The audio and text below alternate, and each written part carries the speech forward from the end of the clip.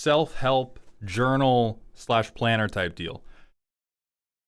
So we started on time today because I have scheduled myself out the ass. I have been moving through the last like 2 years of my life thinking, oh, well, I'm a content creator.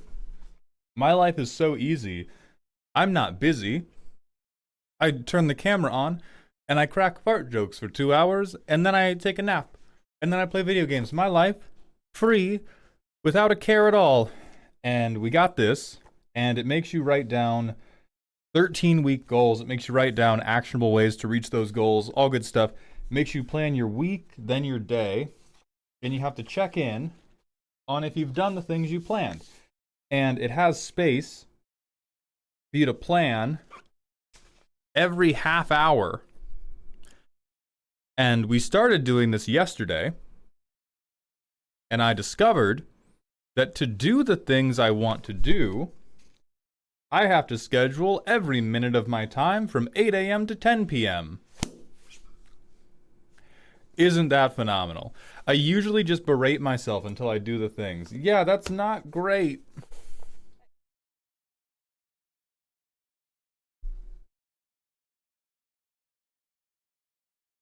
I do what I want. I do what I want. Really? I do what I want. Okay. No. It's not in the schedule.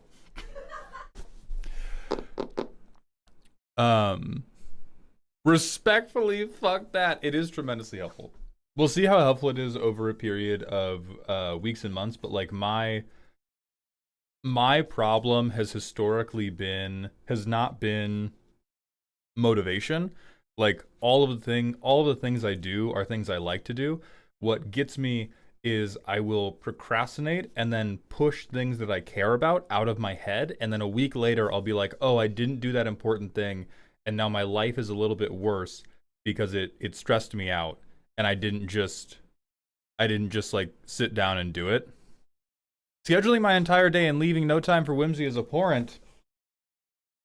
I don't know if you can read this.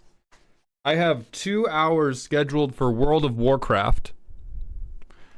I then have an hour scheduled for Goon and Goon Probably. I said I needed to be very precisely scheduled to reach my goals. I did not say my goals were without whimsy. There is nothing about this that mandates that scheduling whimsy is arguably worse. No, the fuck it's not. That sounds like the attitude of like, you can't schedule intimate time with your partner. It should all be spontaneous. No, the fuck it's not. It is worse compared to the ideal of my schedule is so free that I can always be as whimsical as I want whenever I want. But if you're trying to manage multiple priorities, you absolutely can schedule whimsy. It's very easy. You schedule boredom.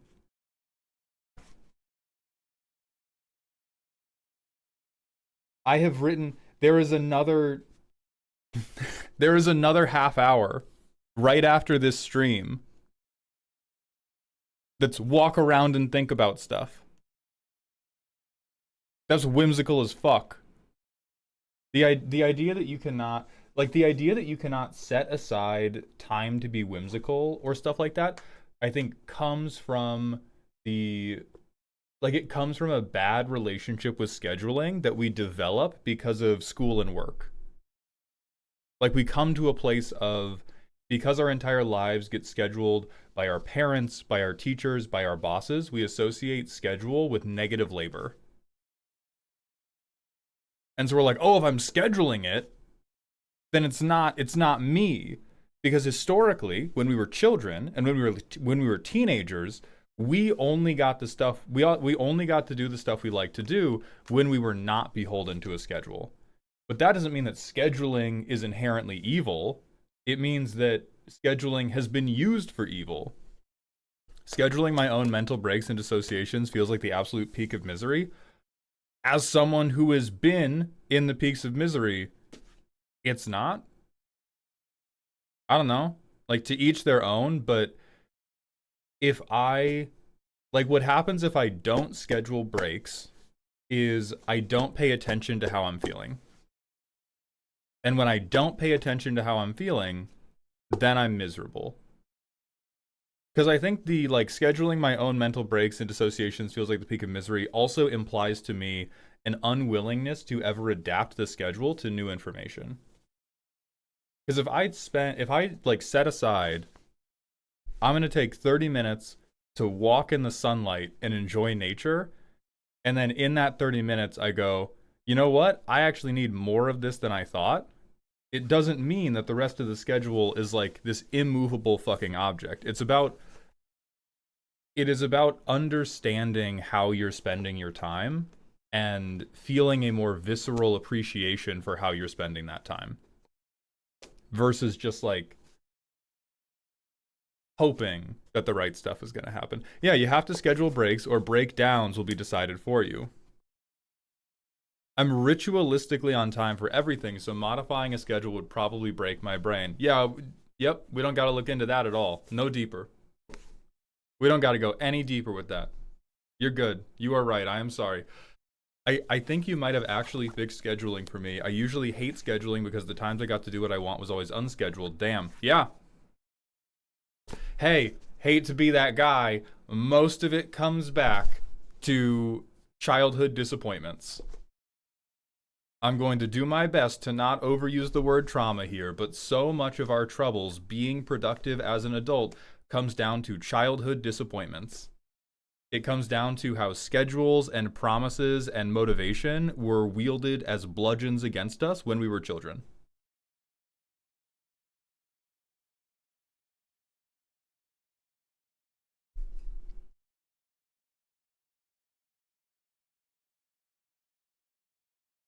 Why are we talking about scheduling? Somebody brought up how this was the first stream in a month where it started within 5 minutes of the appointed starting time. And so I was bringing up this scheduling journal that Z and I have begun to use.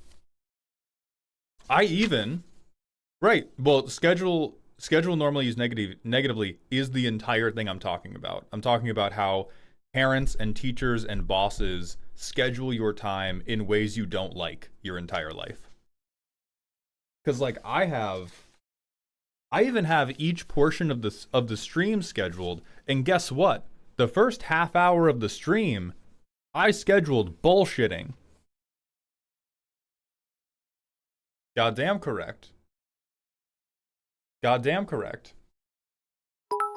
Aegis Athene, thank you for the 200-bit cheer. Scheduling can help the onslaught of chaos in life. The only unstoppable force in your life is male pattern baldness. My male pattern baldness is not unstoppable. It is incredibly stoppable. It is incredibly evitable.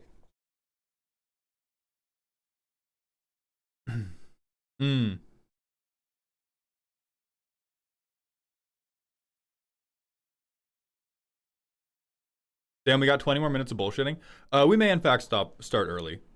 We may in fact start early. I'll keep an eye on the clock and see how you inevitably miss that. Here's the thing, missing it doesn't mean this didn't help. It's not about the schedule being perfect. It is not about the schedule being adhered to. It is about understanding how time is passing in my day, because the time is always going to pass. The only thing that might change is whether or not I feel enjoyment and fulfillment as that time passes. It's not even really about getting more stuff done. It is about all of this time, like we exist in time. We cannot, no matter what we do as humans, we cannot control time.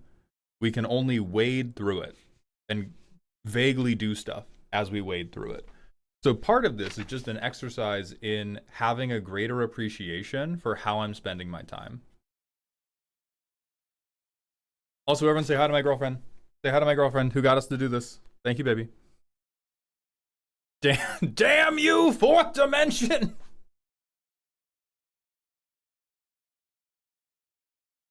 Casey, congratulations on getting your comic book close enough to publishing that you can pass it off next month. Did I see your personal question? Almost certainly not. When is Berate Chatter for putting changelings in their Kindred deck scheduled, sir? 2 p.m. Mald is good the enemy of perfect? Yes. Hell yeah, it is. Oh, once more, ask this to curve us back into Magic stuff. I missed the talking about next contest stream. Can I catch a recap? Yeah, we'll do a, like, 3-minute recap.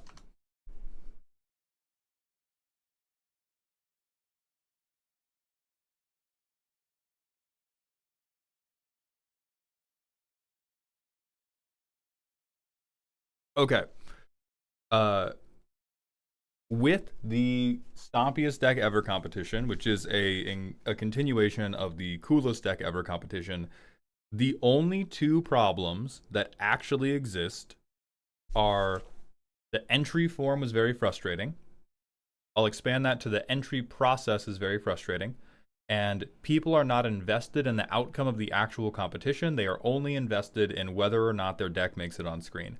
So for the first part, what we are going to do is we are going to disconnect completing the Google form from being how you enter the competition. You are going to have to complete the Google form to enter the competition, but we are going to remove time pressure from the Google form so that you can take your time, spend effort, and thoughtfully complete it.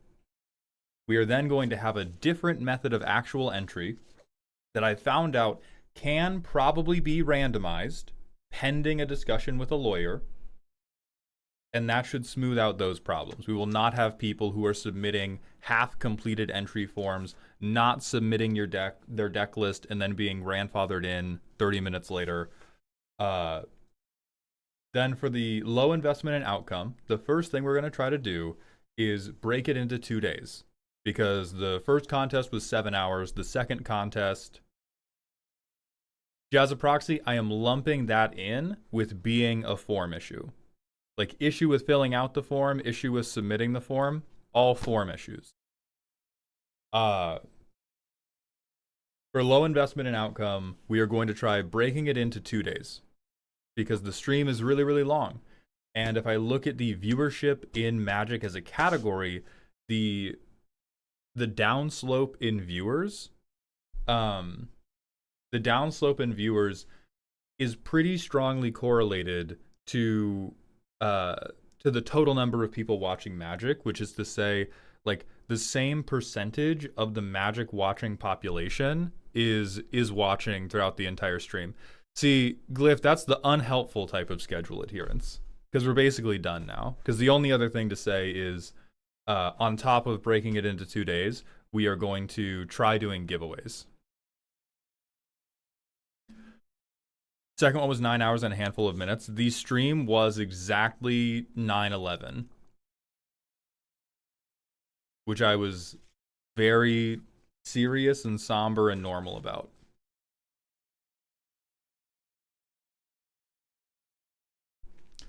How often this will be occurring? I have not spoken to my Cool Stuff liaison. I want to do it every month.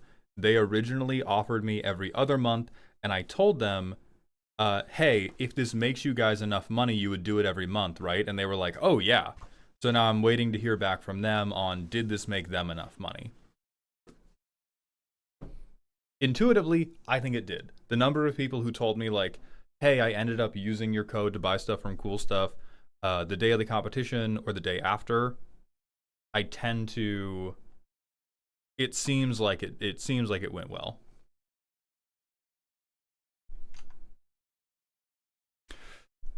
I watched the gameplay video with Charlie today, and I thought it was pretty fun. Is there any reason so many Commander gameplay videos end up leaning on some sort of gimmick or theme? Because normal Commander is just too lame. You can't get, like... you can't get differentiation in your title and thumbnail if you don't have a one deck that is crazy or a gimmick for the table that is crazy. And if you only have one deck that is crazy, you don't get the widest appeal possible. And so people generally try to do, like, well, we'll have 4 decks that are crazy. What is a gimmick that can connect these 4 crazy decks? Hopefully a ton of people will like one of these 4 decks.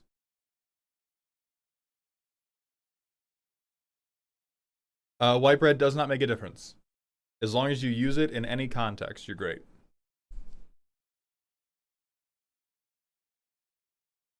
To the Joker, a crazy deck is a normal deck? So true. That's a really good point. You know what? Banned. Making too good of a point. That's not allowed on this stream. That is a thought crime. That is a thought crime. You make a better point than me on the stream. Bro Nut Quartz, thank you for the 100-bit cheer. Could you do a March Madness style bracket thing for engagement? Like rank them and then have people fill out brackets they can get channel points, give away rewards for. You're being robbed right now. Holy shit. Maldhound, here's the question mark. Maldhound robs a viewer live on stream. I'm in the wrong Google account to click into this.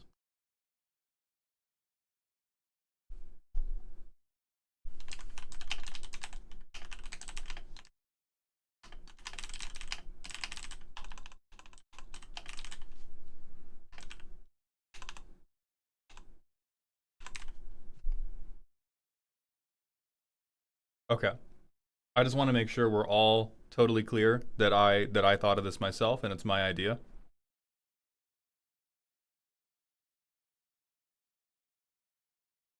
Lightning Lodell, thank you for the 3 streams in a row. Also, TimeKit, thank you for the 95 streams in a row. If you reached out to me on Discord about the competition, please reach out again. I have had a lot of correspondence the last couple days. I have been losing messages.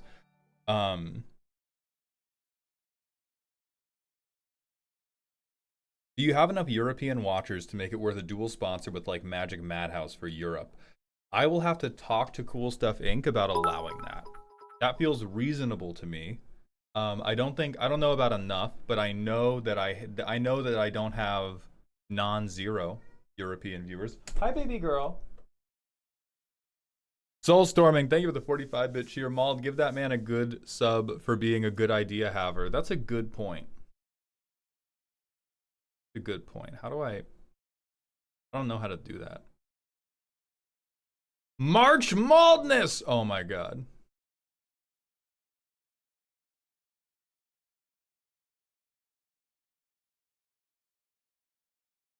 I've done it. I don't know how Twitch inherently had my payment information because I don't think I've ever connected it, but that's not spooky at all. I've done it. All right, so that's what we're gonna do. Jazzaproxy, thank you for the 5 streams in a row. Welcome back to the dog park. And Malachamavet, thank you for the Prime sub. I appreciate those Bezos bucks. Oh, Kilroy, yeah, I have an Amazon Prime account, yeah. Thank you for the 7 streams in a row. Tough that I'll get you. It's not March Baldness. As someone who doesn't keep up with basketball, how does March Madness brackets work? The way it would work for the competition is at the end of day 1, we would take the 16 people that advanced and we would rank them. And then we would get a bracket full of matchups that were like the number 1 seed would face off the number 16 deck. The number 2 would face off against the number 15.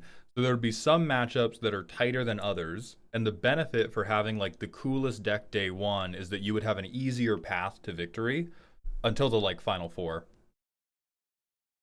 Yeah, that's gold. Absolute gold.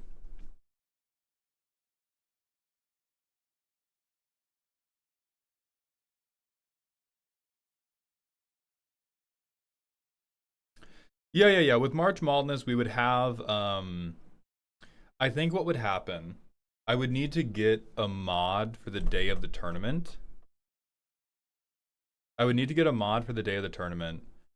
And as we were going, I would need to have them build a like survey to push to everybody at the end.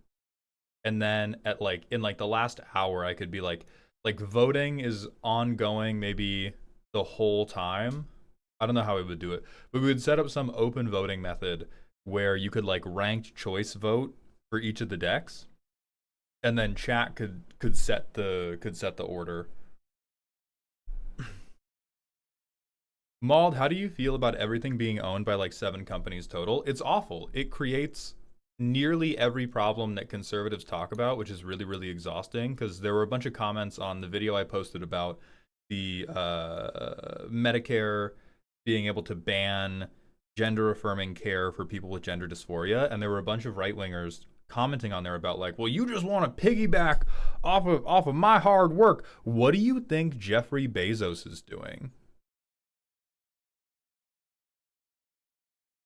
When his workers are educated by the public school system and they travel to his company on publicly funded roads, and they have to eat with food stamps because he does not pay them enough to buy food.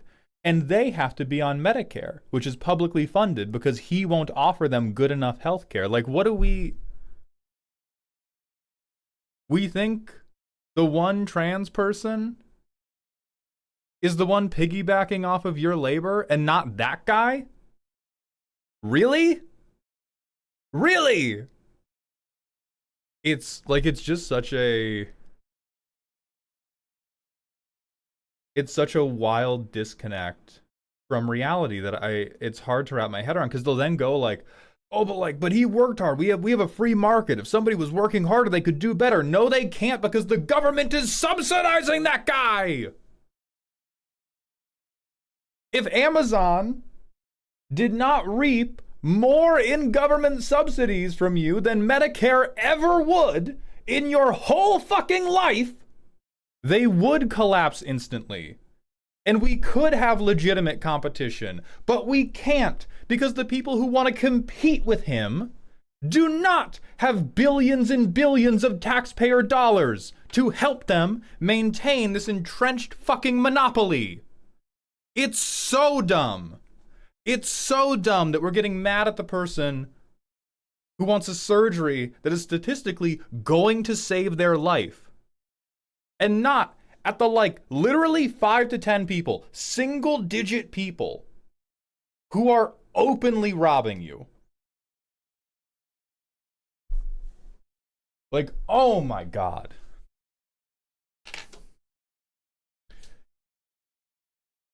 It's there was an actor that was like, I've proven 1 + 1 doesn't equal 2.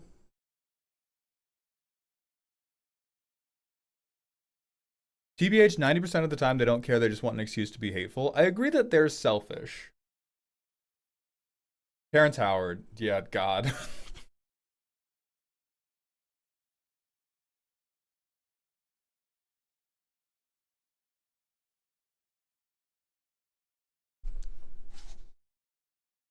But that's what the logic feels like to me when, well, okay, so gender affirming surgery does have the lowest regret rate out of all surgeries ever. That is a tangential talking point that is also brought up. The talking point that is most commonly brought up when you bring it up with respect to Medicare is people are like, oh, well, we shouldn't cover cosmetic surgeries. I would never want my tax dollars to cover a cosmetic surgery. And they're using the language cosmetic surgery because they want to minimize the importance of it. Where if you look at the data for people with gender dysphoria, before and after their gender affirming surgery, they have reduced rates of anxiety and depression. They're more able to have a stable living environment and a stable job, and they kill themselves less. That's not even, I want them to be happy. That's, I want them to pay taxes. You don't have to be some like bleeding heart liberal to support this. This is, I want people to be productive members of society. How do we make people with gender dysphoria productive members of society? We give them gender affirming care, and then, oh look, they are productive. How weird. How weird and like not bootstrappy of me to want these people to make money to pay into the system. Oh, liberal! Oh my God! Like, it's like there is a basis for wanting. Yes, Darkfire, it is not as simple as that one sentence. I am only attempting to illuminate that there is a basis for wanting or thinking it is reasonable for that surgery to be covered that goes beyond, I want trans people to be happy. You don't have to want them to be, you don't have to care about their happiness to be on the side of this.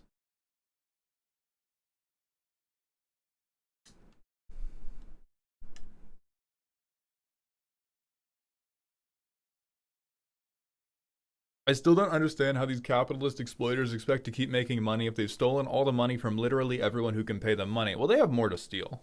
They have plenty more to steal. By the time they're totally out of stuff to steal, they will be long dead.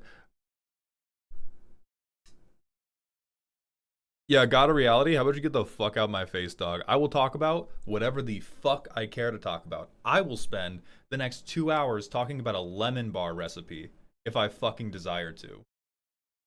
Eat my whole ass. Eat my whole entire ass, bro.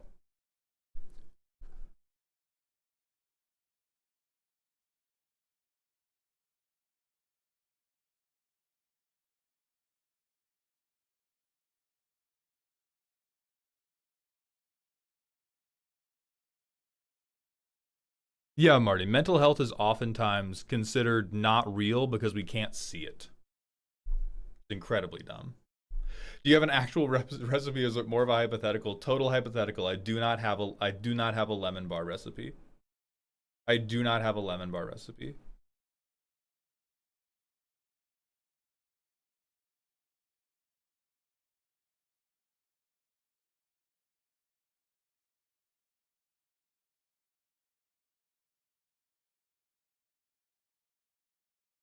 Yeah, we're just about out of BS time. We're just about out. Cooking stream win? Probably never. Never felt so betrayed. Um, Cooking stream before or after workout stream on the stream storm scale, Mauled? Probably after. A workout stream for me would be very, very easy because the way I work out is typically lift very heavy, rest for 2 to 3 minutes, lift very heavy. So it would be very easy to do like a yapper workout stream where it was just like pick it up, put it down, talk for 2 to 3 minutes, pick it up, put it down, talk for 2 to 3 minutes. Like we could do that. Can we get an Anala roast to complete the Eminence cycle? I volunteer my deck for tribute. We will certainly get an Anala Commander roast at some point. I just cannot promise the timeline. Roger Mack. Goodness gracious. Thank you for the $25 donation. I appreciate that so much. I have to go look up the message specifically, but I'm going to help out my boy Alec Man and actually publish the custom card reviews for tomorrow. Note for the custom card stream tomorrow. I put an announcement in stream announcements about it starting later, or stream is starting on time. The actual custom card section is starting at 1:30. We're going to do other Magic stuff before then. Beeps has to get back from therapy. The other thing, we are making the waves way smaller. I was talking with Beeps after the last stream. Engagement on those streams has been getting worse and worse and worse and worse. And I think they are getting worse for two reasons. I think they are getting worse from both author fatigue and from having to wait like an hour in between having an opportunity to enter. So I am going to be dramatically shrinking the size of a wave so that there is a new wave like every 10 minutes. And we're going to try that and we're going to see how it goes. And we're going to iterate from there. Roger Mack, thank you for the tier 1 sub. Welcome to the dog home. On top of that very generous donation, I appreciate you.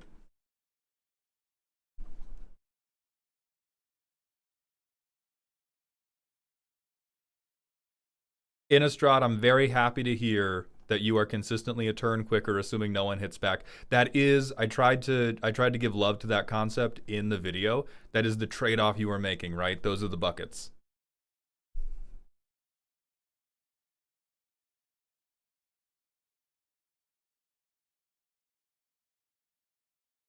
Okay. Roger Mack, thank you so much for those kind words. I've loved watching your vids and content. This is my first time catching you live. I will say listening to you talk about this has given me a new level of respect for you. Big props, brother. Now let's roast some fucking decks, baby. True, the order. Starry Eyes, Marty, Lost Alternatives, Stiggy, Sorrowful Phoenix. I know we have Starry. I know we have Marty the Goat. So we're just going to get the fuck into it. If you are Lost Alternative, if you are Stiggy, if you are Sorrowful Phoenix, get fucking ready.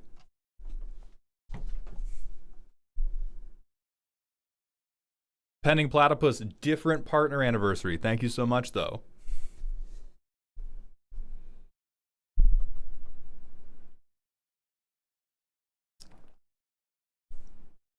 Yes, Clean Sanchez Media. That is actually the perfect thing to do. I support that greatly.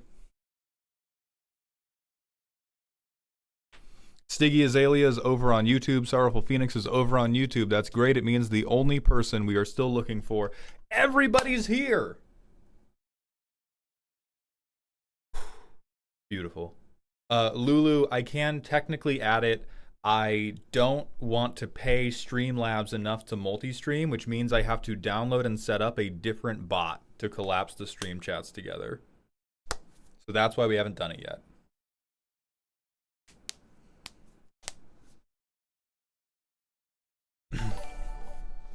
Binato, thank you for the Twitch follow. Welcome to the doghouse, my friend.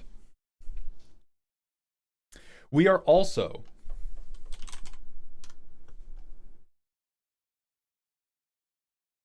let me open up the right presentation.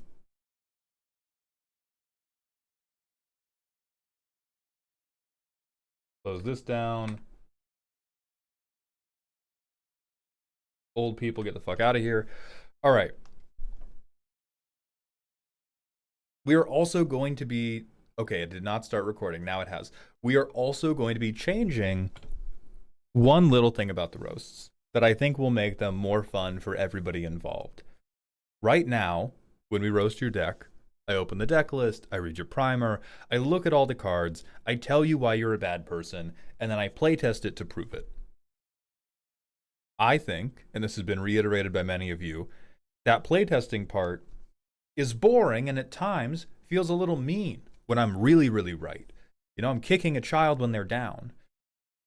So what we're going to do instead, for all the decks today, we're going to open the deck, I'm going to read your primer, we're going straight into the playtest before we review a single card, and the first judgment we make is, does your deck play like you said? 1 through 10, how badly did you fucking lie to me? And then we are going to go into the list and figure out why.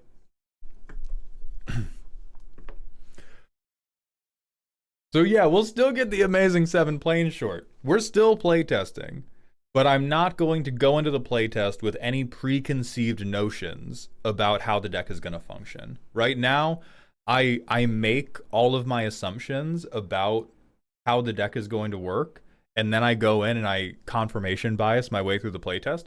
I'm just going to open the list, see what you told me happens, and react appropriately. So Starry Eyes has sent in, call me the United States, the way I decide the outcome of every major conflict and reap all the rewards. Let's see what we got.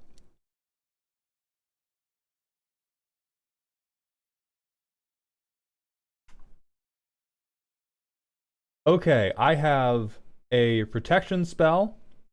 I have, what the fuck is this combat trick? Target attacking or blocking creature gets +4/+0. Destroy that creature on next end step. Color pie break, somebody should really tell them. Combat trick, combat trick. Interesting. I will play the land that has to enter tapped. What do I surveil?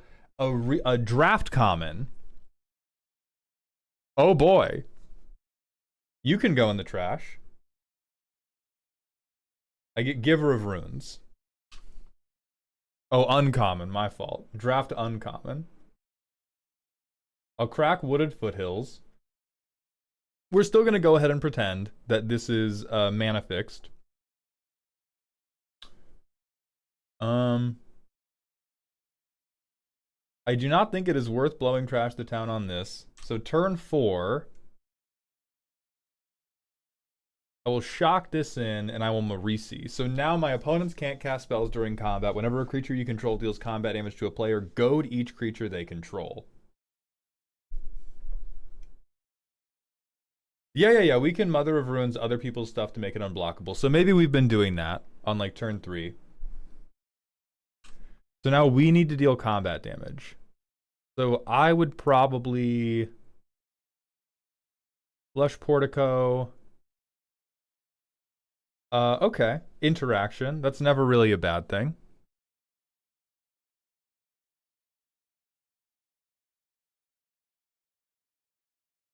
Oh, we can only target our stuff. Okay. So on turn 5, we swing a 5/4 at the monocolor player. They're unblockable now. I'm going to tap 4. Yeah, I'm going to tap 4 and I'm going to trash the town for 2 counters. And when it deals combat damage, draw 2. I have goaded everything the other person controls. We are open forwarding a little bit. If I didn't want to draw cards, I could hold this up to Call Me the United States the way I reap the rewards of every major conflict. I could +4/+0 one of the goaded creatures next turn and then kill it. That's pretty cute. Land. Same thing. I goad somebody else.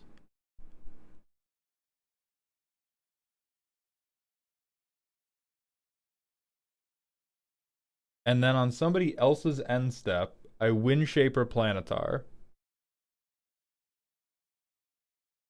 That's really cute. That's more Bugs Bunny with the bullfighting episode than it is United States. But yeah, that's adorable. We get to reselect.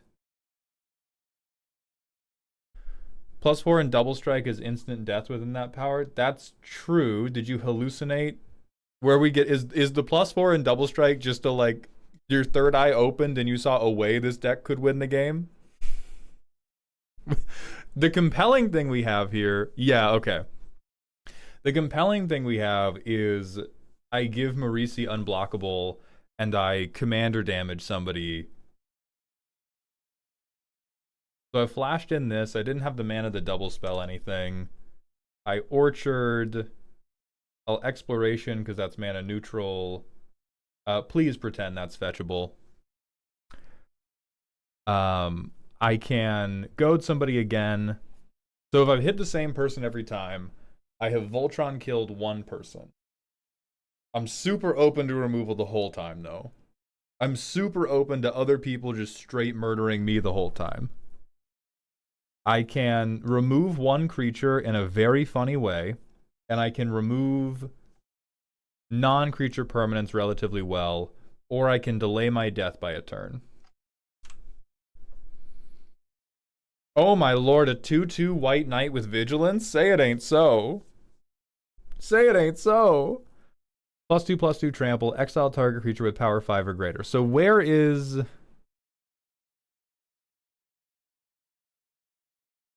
the part where we do stuff? Where Selenia Charm Ra? Marisi, I don't believe you. I mean, we get to trigger Marisi. I feel it was in drawing Windshaper Planetar. We gotta get out more often. Yeah, it seems like the only game plan is commander damage. Seems like a deck more focused on fucking around than winning. Yeah, I agree. And it's... Yeah, but we can still check out theft decks even in the playtest. Like if we want to be a war profiteer, I don't see where the profit is. The hope is to politic everyone against the Stompy player, goad the Stompy player off of me, and help the less Stompy people to fight back against the Stompy player down to the 1v1. Okay. So every card in my deck is good if I'm the best liar at the table. That's solid. That is an entire archetype. That is an entire archetype in Commander. This to me does not feel like the USA deciding every major armed conflict. This to me feels like Brad Pitt's character in Fight Club. It is Brad Pitt in Fight Club. If in that movie he was both a furry and the movie ended with him being gunned down by a T-Rex wielding an AK-47. You want to see a second look? Based on what Starry said, this playtest is indicative of what the deck does. I get protection or evasion. This is like a good playtest based on what Starry said the deck does.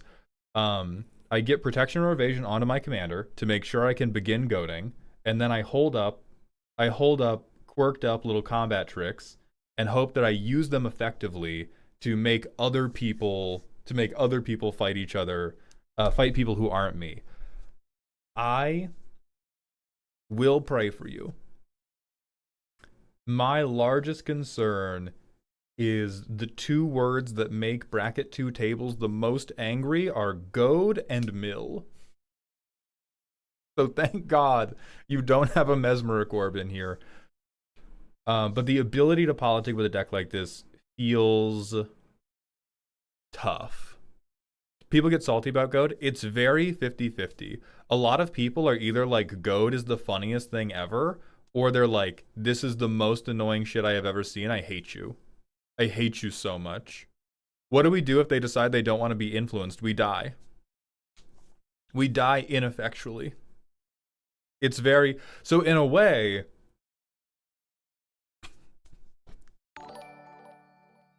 In a way, this is actually... I'm sorry for pushing back on accuracy to the USA. I was like, oh, we don't have nukes. But you're actually perfectly correct because the deck functions by giving +2/+2 to Israel and then our economy collapses. You did it. Deck's actually perfect.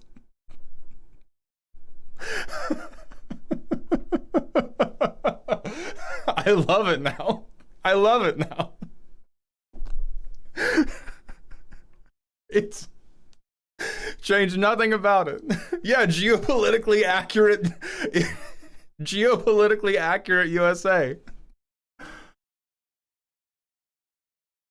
God. Is there any bonuses for getting attacked in the deck? I don't think so. I think we might be able to play around a little more. Like, I like the general idea. I do think some of these combat tricks blow donkey ass. I like Berserk and Blood Frenzy because it's giving us a way to like genie wish people. Hey NATO, will you attack the Strait of Hormuz if I cast the Lesnia charm on you? Right. I really like Berserk and Blood Frenzy. Dreadmaw's Ire. I think my problem is when I have played a deck where there is a David and Goliath situation. A David and Goliath situation of, okay, little tiny deck, big scary deck. The difference in power was not enough for many of these combat tricks to help. Like if you go like, okay, well if you swing in, I can give you +2/+2. I would be like, I have a 1/4. He has a 20/20. And that may be a personal meta difference. But for me, there's either like the stompy person who is fucking unassailable, or there is like 2/2 utility man. It is not so much that a one-off +2/+2 will change the tide of battle. If that is the case, yeah, it varies in effectiveness from game to game. So what can we... And doubling's not going to make that much better. I'm trying to think about what else we can do to make that more interesting. Like, my lord, if we just had access to black, sometimes stacking a couple of tricks at once solves it. Yeah, you definitely have the card draw for that. Hell yeah. I believe you. Ooh, do we have Duelist Heritage? I'm sure we do. Sorry's very good at the game. Oh no. Oh no. We definitely have. I don't want to control F because it will... Control F causes the Windows error alert. Oh no. Oh fuck yeah, no we don't have that. God damn it, Starry, I trusted you! I can't believe you're making me do this. I can't believe you're making me do this. Horrifying. You hate to see it. Horrifying. Horrifying outcome for everybody in this voice call. Okay, so we get Duelist Heritage, for sure. I would also recommend... we're a little bit slow out of the gates, and I do not think our deck comes together... Oh, what are we supposed to have? We're supposed to have this. Because we're thinking about how do we make these combat tricks, like how do we offer more help? Because I am worried that Dreadmaw's Ire does not do enough to let the Izzet player beat the dinosaur player in combat. Double strike, oh boy, oh boy. The other thing I would recommend is some of your card draw is good. Like Temp with Bunnies, great. Sergeant John Benton, funny as fuck. Lore into the Third Path, I can get behind. Even Hunter's Insight, beautiful if you get an Evasive Marisi. I think that Demand Answers... I think that anything that is card selection, even though this says +2/+0, oh, it's target creature you control, yeah. I think this should just be more expensive burst draw because you do not have one card that makes this whole deck come together. We just need more shit. We need more shit all of the time because we want a handful of combat tricks to keep making people think that we have another thing to do.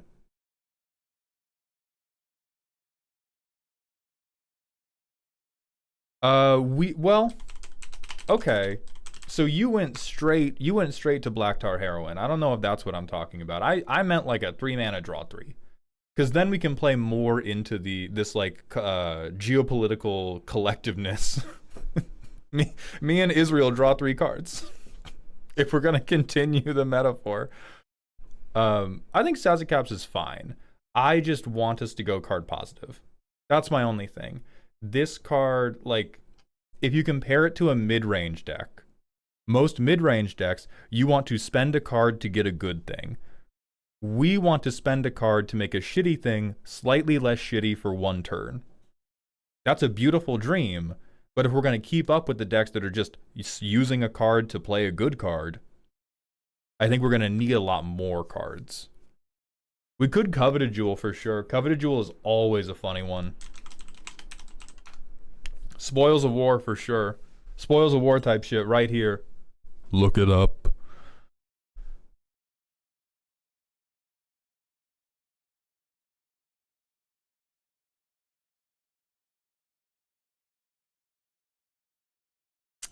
Glyph, that I'm sure that is a typo, but I'm gonna deny it for the moment. Yep, I knew it was a typo, but I hope you know I could not let that through.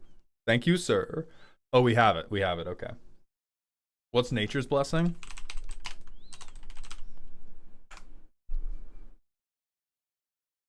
Ooh. Ooh.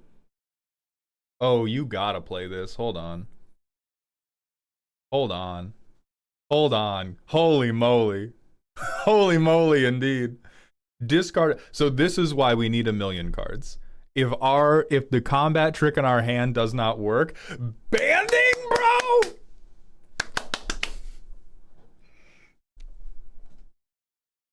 Best keyword North America. Holy shit. Fucking banding in the big 2/6?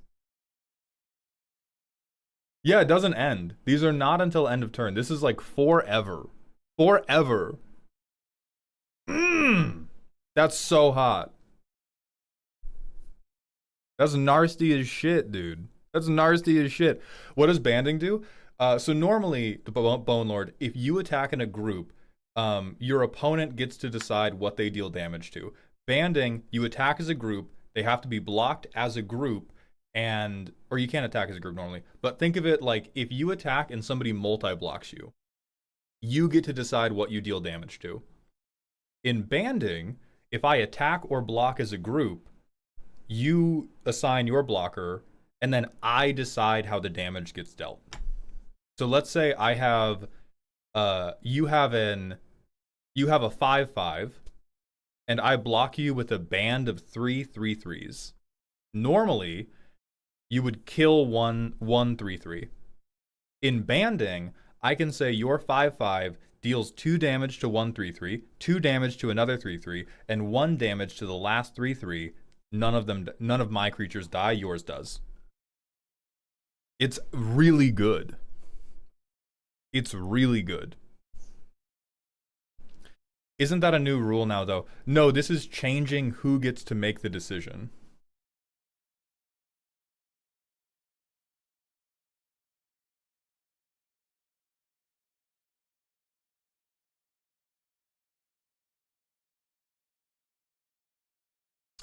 Yes, Devin, basically.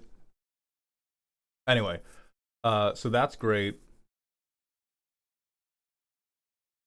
Every war needs funding, yeah, for sure. I like your ramp. The most important thing we can do is get Marisi out. Insurrection is great. Oh, okay. I hate to recommend a card that has been growing in popularity rather than something that is truly underrated. I think a really good angle you have for winning the 1v1, or this is how you profit.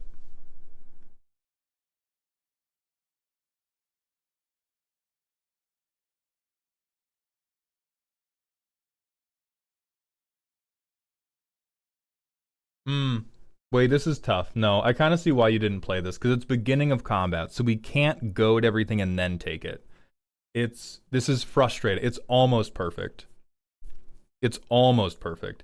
It's still pretty solid. Because we can at least mark one creature that we want to steal. But it is not the like beautiful overhand dunk that I wanted it to be. Yeah, suspected stuff stays suspected for sure. That's really funny. You guys got creature removal. Get your hands off me. I like the protection. You're definitely gonna need it because people are gonna be mad about you doing goad. Um.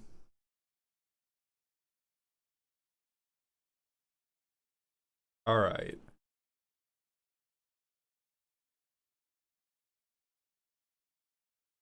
Hansk is cute. Hunter's Insight is cute. Lauren's definitely okay. Ceremonies is great. Benton's great. Tenuous Truce is super fine. I like that. Toski's great.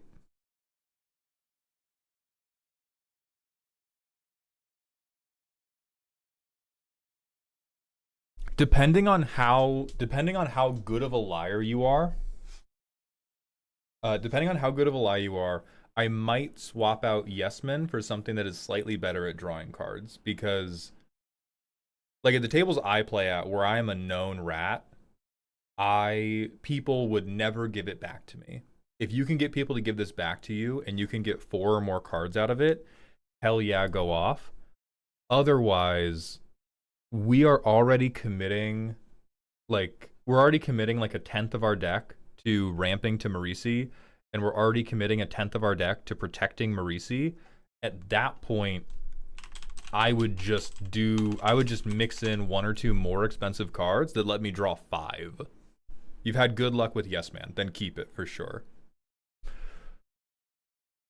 Because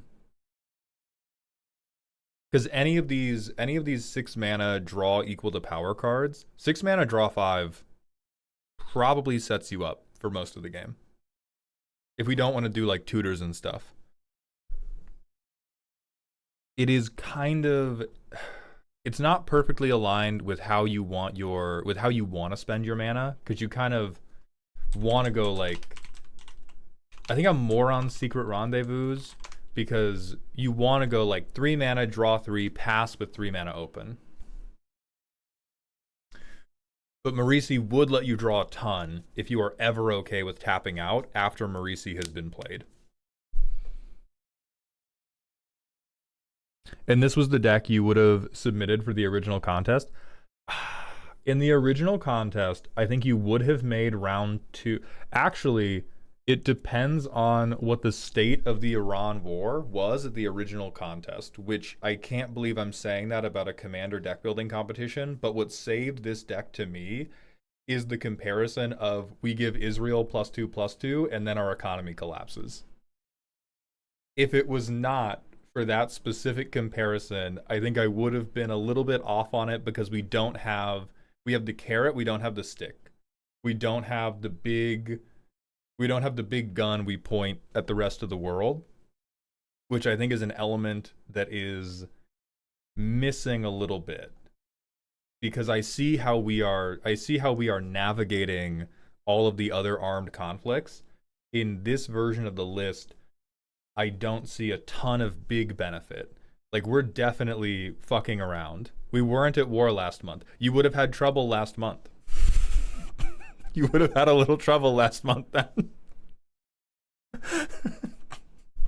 But it's very fun.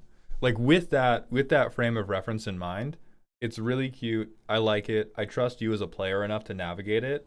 Um, I think we bring in a couple pieces that are juicier buffs, the Duelist Heritage, whatever that fucking crazy Nature's Blessing.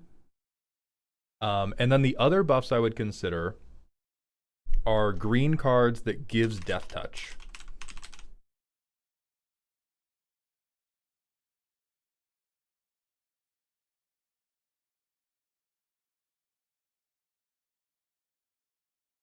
Oh, doesn't even give Indestructible.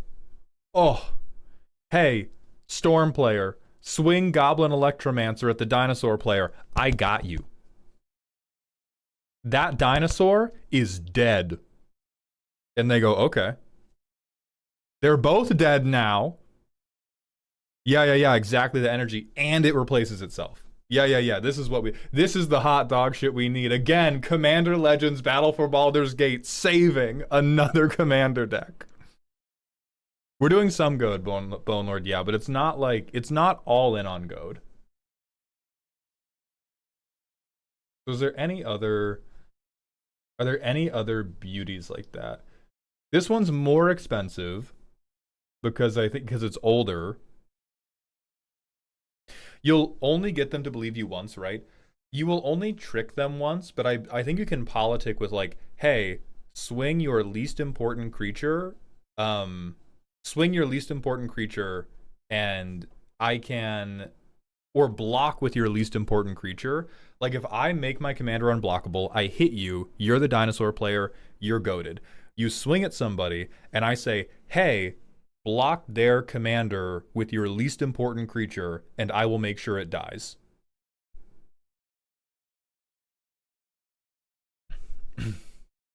And then I replace the card.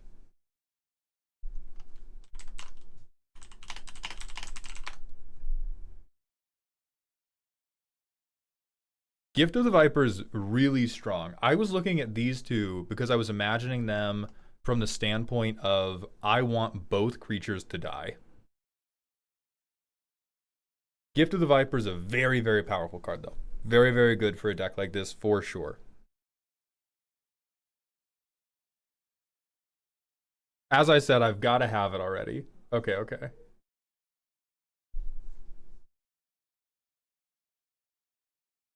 Because I play Gift everywhere. Okay, let's check if we have. Oh, we do have Gift of the Viper. Okay, we have that one. So I think we got to put in at least Poison the Blade, maybe Lace with Moonglove, and then we have Duelist Heritage. We have that other crazy Selesnya enchantment to give banding, and then I think our card selection should become Burst Draw, and then I think we're really, really cooking here. Oh yes, there was one more from Jacob on YouTube chat.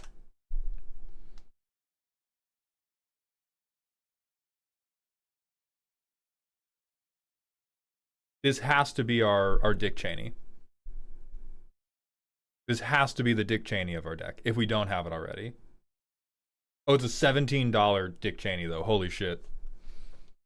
But it is exactly what we want to be happening. Yeah. Very, very solid.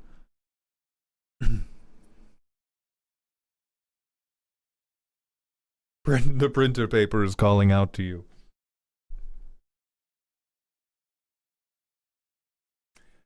I like this. I like this deck a lot. I think we just have like a few small gaps in terms of ways to make it really, really juicy. Yeah, I have not opened it yet. I want to reveal it on stream probably this weekend, and so I've been keeping it safe because I do not want to misplace or damage it, but I am very appreciative. So yeah, drag those fucking cards in. Very, very funny idea. There's just a little bit lacking on the substance of the execution, but I am with the vision. So Starry, thank you very much for submitting. We're going to the manual ad break, and then it's time for Marty the Goat.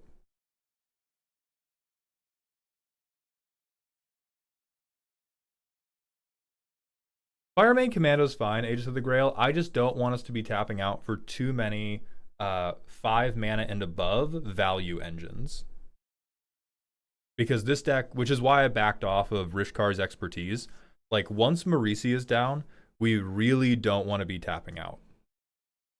Really, really, we don't want to be tapping out. We want to be holding up mana so that we can Commandos 4 mana. Well, banned. Hold on.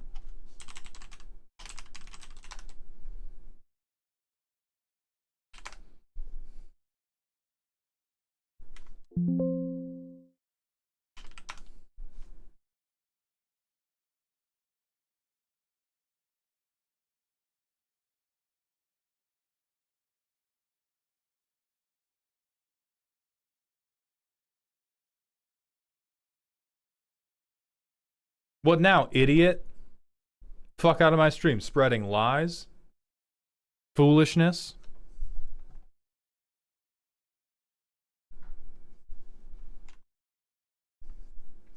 Mal, thoughts on Argus Koss in this deck? Or is it Argus or Agris? I think it must be Agris.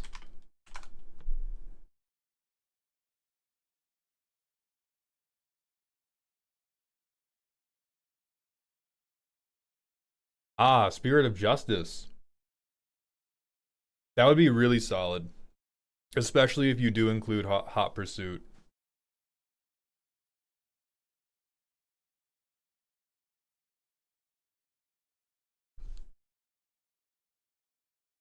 Power Matrix, I don't remember the card, which means it's bad.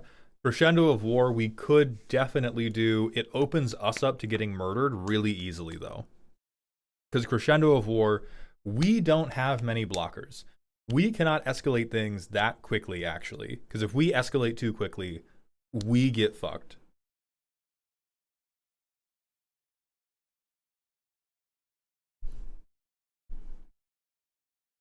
I also don't want this to become just a Nelly Borka deck, which I think is what this could become.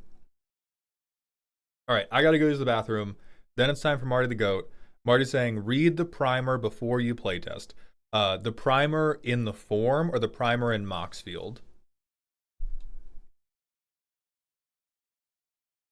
But you goad all of their shit. You goad all the shit of one person, Jace's cat. I don't know what commander games you're playing. There are usually 2 other people who can infer that they may be goaded next. I worry about those 2 people. Anyway, be right back.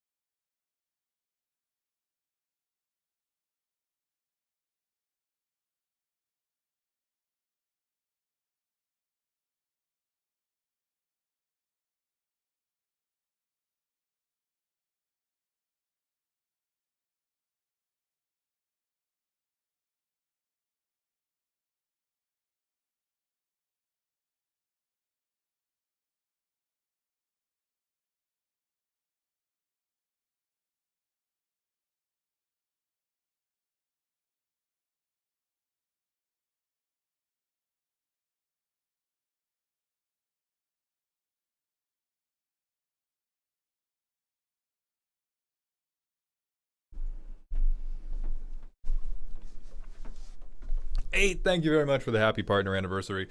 Oh God, there was a raid. No, Jay Arlington. You continue to have an impeccable ability to only raid me when I am in the bathroom. Thank you so much for the raid, Jay Arlington. I hope you were having a good stream today, my friend. We just finished looking at a Marisi Go deck. Yeah, Mald hates all of us, so he leaves every time. And CDR Charmander, thank you for the Prime sub for the 8th month in a row. Curse of Opulence is a good suggestion. I do like the combat trick route a little bit more. Boss, when is the wheel? We will do the first wheel after Marty's deck. We have good momentum right now. I want to keep that momentum going.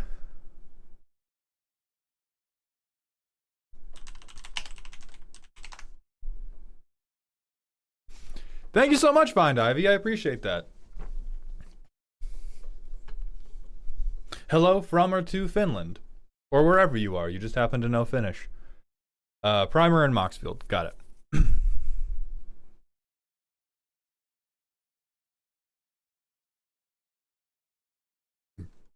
This is silly, comma, spooky.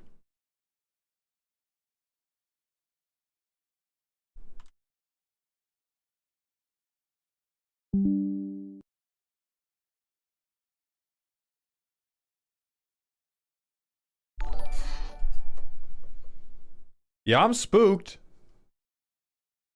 You got one half of this shit right for sure, brother.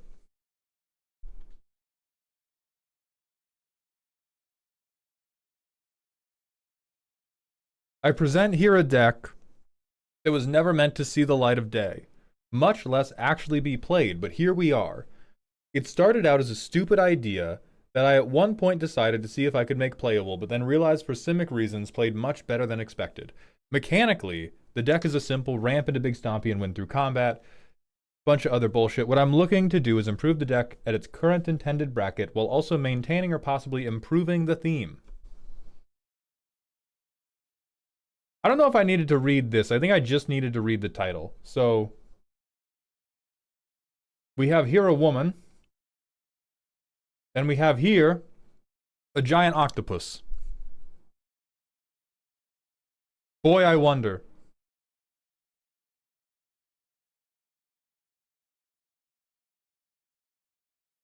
Immediate death penalty. Immediate death penalty. If this deck is what I believe it to be, then I also believe that Hatsune Miku is immediate solitary confinement.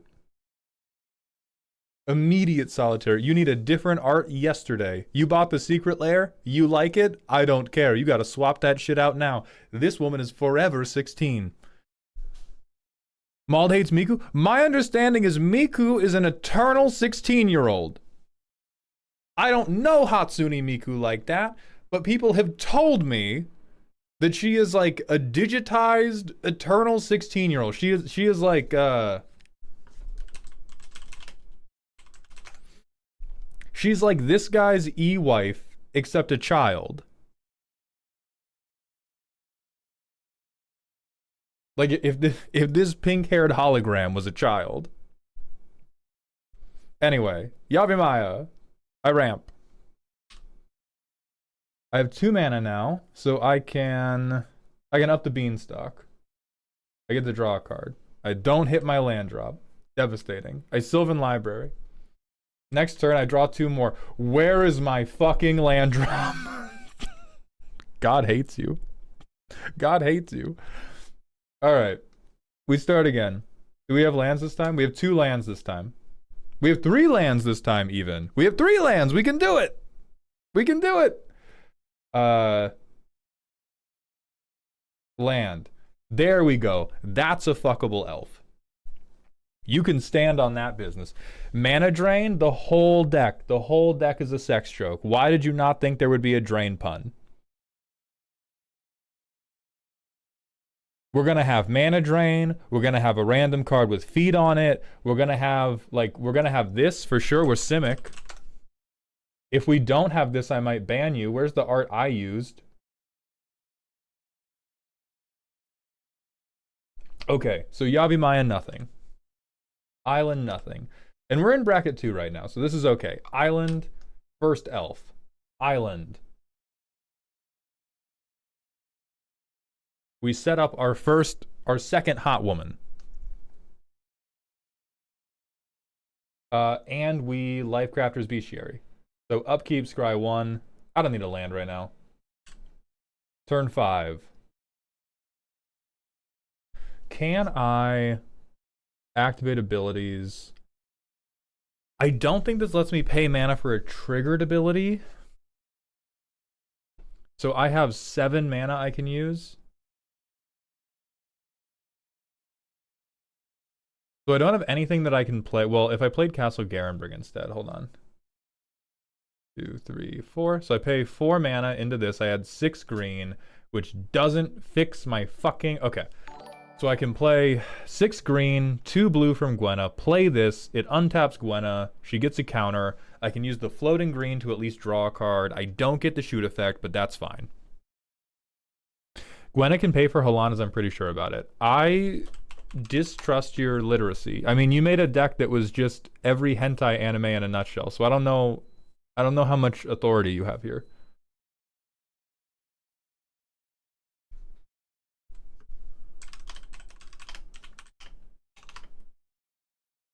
Oh, you can't. Castle also only pays for... Oh, fuck, same goddamn... Okay, so we don't get to draw breeding pool.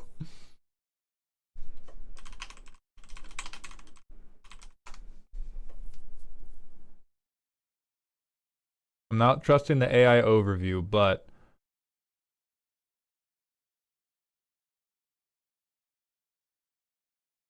Yeah, activating and paying for triggered is a very different thing. Now, surprise, surprise, the guy who made a hentai deck is not reading the captions of the anime he's watching. But there's definitely no way this works. So on upkeep, we scry away the land because we don't need it. Dark Depths is allowed. You are allowed. We go... Judge checking in, she can't pay for Alana. Thank you. 1, 2, 3, 4 without paying the life because Yavi Maya. Add 6 green. 2 blue. Untap pay. This time I have a forest to pay for the draw card. So I haven't gotten to Halana yet. But it's turn 6. I'm now curving out with big creatures. And I get to goad somebody for landfall. That's really cute. And on ETB, I get to bounce somebody's shit. Great. Then I have Selvala. I have Elemental Bond. I wish that I could call this out as not thematic to hentai, but I know you guys are into some weird shit. The rest of this hand seems pretty fine. I go 1, 2, 3, 4, 6. Do I even want 6 green mana? Because I can't. I need blue. I need to pay 8. 2, 3, 4, 5, 6, 7, 8. Fuck me, man. I tap out. I don't get to draw off Lifecrafter's Bestiary. I get to bounce something.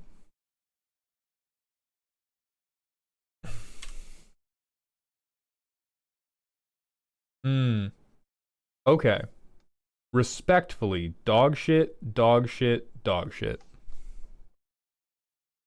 I don't know how aggressively this thought process has pervaded the rest of the deck. If you want to move this from bracket 2 to bracket 3, the thing standing in your way is you need to care less about things coming. I know it's the hentai deck, but you need to care less about things arriving and you need to care more about them busting.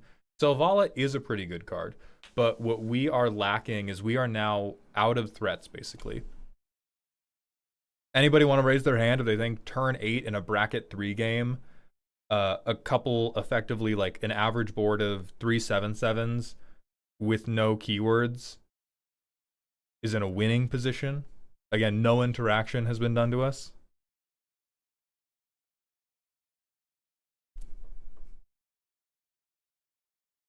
Right, we either want spells that get them to board quicker, or I think we want our hand refill. I think we want our hand refill to be much more aggressive. Because we can get to our first big power creature relatively quickly. I do not think the way we want to capitalize on the big power creature is Elemental Bond. I think it is another, like... There's definitely tree porn. There's tree law.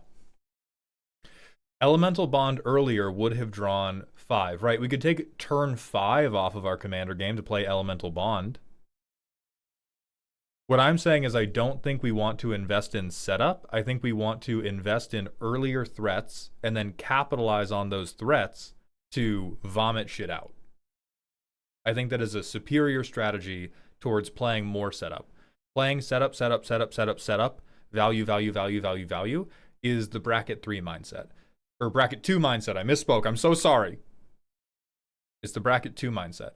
The bracket 3 mindset is setup, payoff. or even setup, threat, big payoff. But we need the payoff to be bigger and more immediate. So if we want to move it to bracket 3, I would dump the things that are... I would trade out laterally the things that are, oh, I get one card because I played one thing that's on my theme, to like, holy fuck, the Kraken's shitting! The Kraken's money shotting! Everybody stop! Yeah, you gotta edge less. We're edging too hard. I don't even know what's in the rest of the deck. Let's go look, but yeah, plot, card draw. Yeah, who do you know? So, real quick. Are you out here watching hentai all the way through? Have you watched all 22 minutes and 31 seconds of Nagadishi no Choi? Because I don't believe you. And so if we're going to be true to life with the hentai joke, we got to skip ahead. We got to be skipping ahead, especially if we want to go to bracket 3. And skipping ahead is Last March of the Ents. It is, no, but I did watch the entirety of Interspecies Reviewers. You couldn't have got that out of me in a CIA black site, dog. What's happening?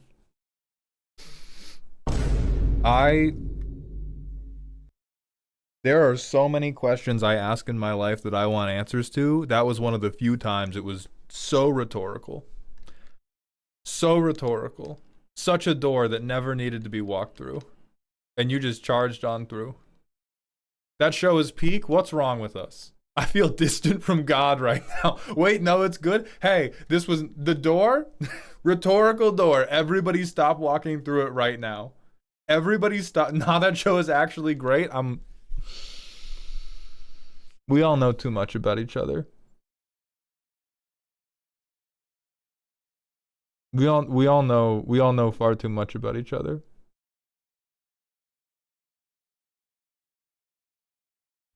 Anyway, so the way you pump this up, like there are going to be other problems because we are just a combat damage deck, and pure combat damage struggles a little bit in bracket 3. But one of the ways we pump it up is outside of the like very efficient good ones, like Up the Beanstalk comes down for so little mana, I think it's still okay.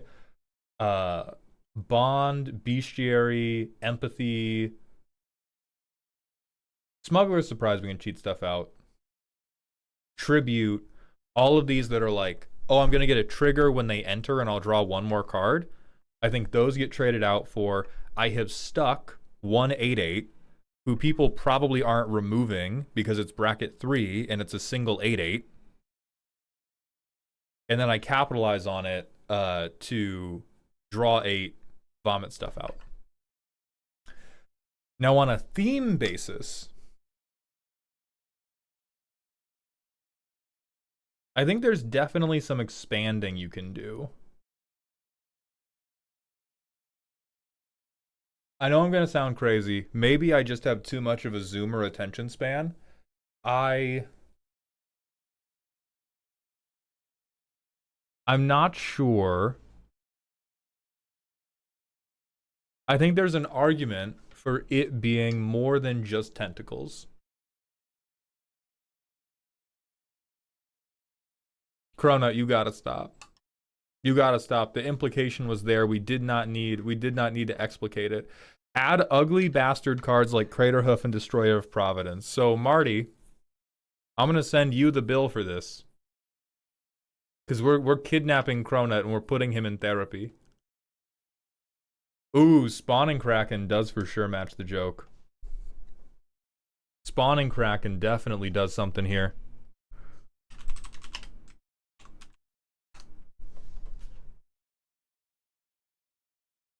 Yeah, because we're going to have a ton of these.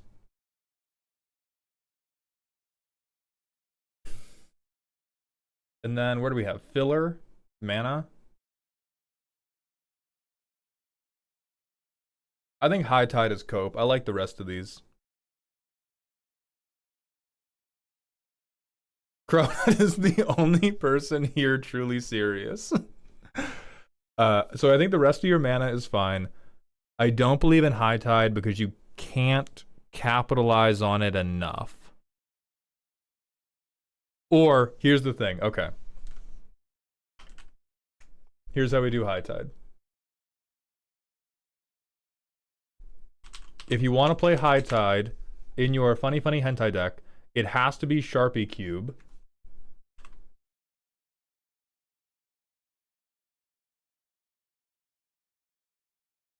And we gotta do this.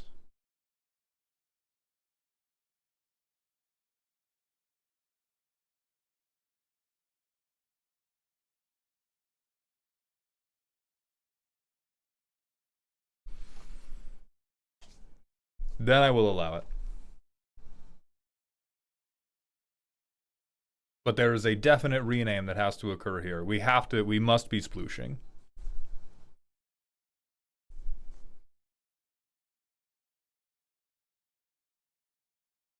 Trust me, it makes sense. Birthing Pod's fine. Okay. Low key, I don't love double major. We were already running out of mana to spend 2 on Halana. This may just be down with the misreading of Gwenna. Double major is fine in bracket 2. This is a card I don't like in bracket 3 because it just doesn't. It's gonna take too long to tee up the thing we want to cast with double major. Mana Drain's definitely fine. Replication's definitely fine. Garen Brig, I think, is a bracket 2 card, not a bracket 3 card. Rudes, thank you for the Twitch follow. Welcome to the Doghouse. And Little Mix Doom, thank you for the 100-bit cheer. Giant Adaphage for some real freak shit. Little Mix Doom, you're going to be banned, but thank you for that contribution to the dog pile. Appreciate that greatly. Wilderness Wreck. Go fuck yourself. Go fuck. You gotta stop. The nonsense, bro. The nonsense. You have 10 instants! We have no flash enablers! We have 1 guy with flash! Wilderness Reclamation. How about you reclaim some literacy? Read one of your cards, brother! Get this the fuck out of here. Do we have cards with activated abilities? Not really. Not many. How do we not have a Basilisk Collar? Because it has barely anything to do with the deck. What do you mean, how do we not have a Basilisk Collar? Why would we have a Basilisk Collar? Yeah, you could do Nature's with... I mean, tutors are always good. Tutors are always good. But the stuff that I would pick out is like, this is what's keeping you from bracket 3. Either Wilderness Wreck or a way to utilize Wilderness Wreck. Double Major.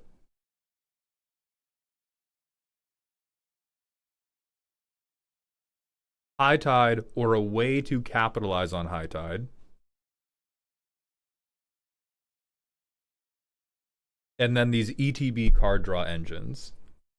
And then, holy fuck this art. Jail for 10,000 years. Jail for 10,000 years.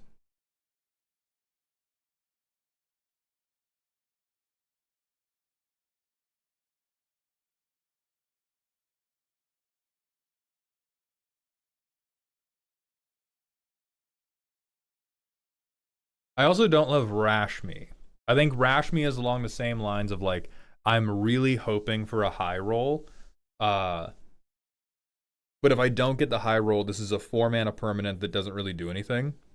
Or sorry, I won't lie. It's a 4-mana permanent that draws you 1 card each turn. Like it's 4-mana Simic Phyrexian Arena. I would say... I would just rip a Modi if we're going to do that. This is at least like a more out there wood. Rashmi has been fire in bracket 2, but yeah, she might need to go for bracket 3. That's really the difference. In bracket 2, you're so good to draw 1 card every turn and be on top of the world. Bracket 3, we have to be capitalizing in a really big way. That is the split. Like bracket 2 is forever the home of, oh my god, a 4-mana permanent that draws me 1 card? Oh joy. Oh my god, a 3-mana permanent that draws me 1 card? Oh joy. Oh my god, a 3-mana permanent that draws me a card for every creature I play in my Stompy deck? Oh joy, I'm so happy. Bracket 3, we gotta do something. We gotta do something serious. So everything that is in that vein, Everything that is in that vein, I would trade out for something that capitalizes on having one big creature. So if it is like, I don't know if many of your stuff has unblockable, but if you can get unblockable, oh boy. Oh boy, oh boy. And that is the route I would take it. And then I think you're good. I think you have a cute deck either way. Except for 10,000 Years of Death. But you have a very cute deck, and that's what's in between you and bracket 3. If you wanted other... What other stuff could...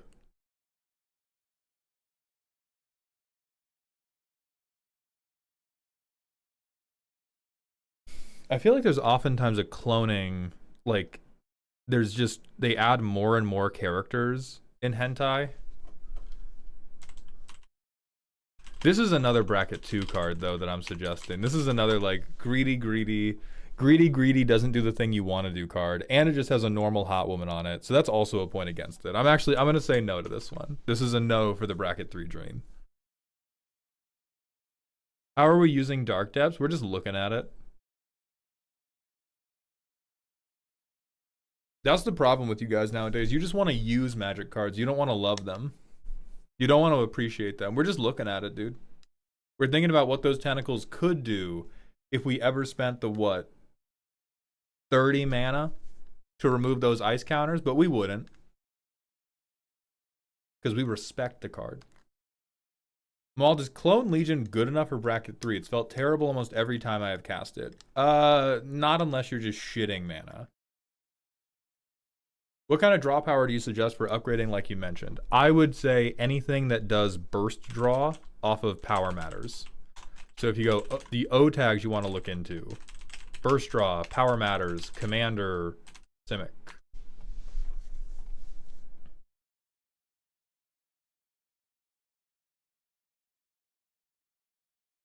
So Season of Gathering. Garruk could do it. They already have Rishkar's expertise. You could do Shamanic Revelation if you're worried about life total. You could Life's Legacy if you're okay with throwing away one of your Krakens. I almost said crackers. Oh yeah, Disciple of Freyalise. Very good if you don't already have it. Lifestream's Blessing, which is also an instant speed one. There's a ton of them. Like we can trade out the whole ETB draw section with burst draw section, and I think we're just happier.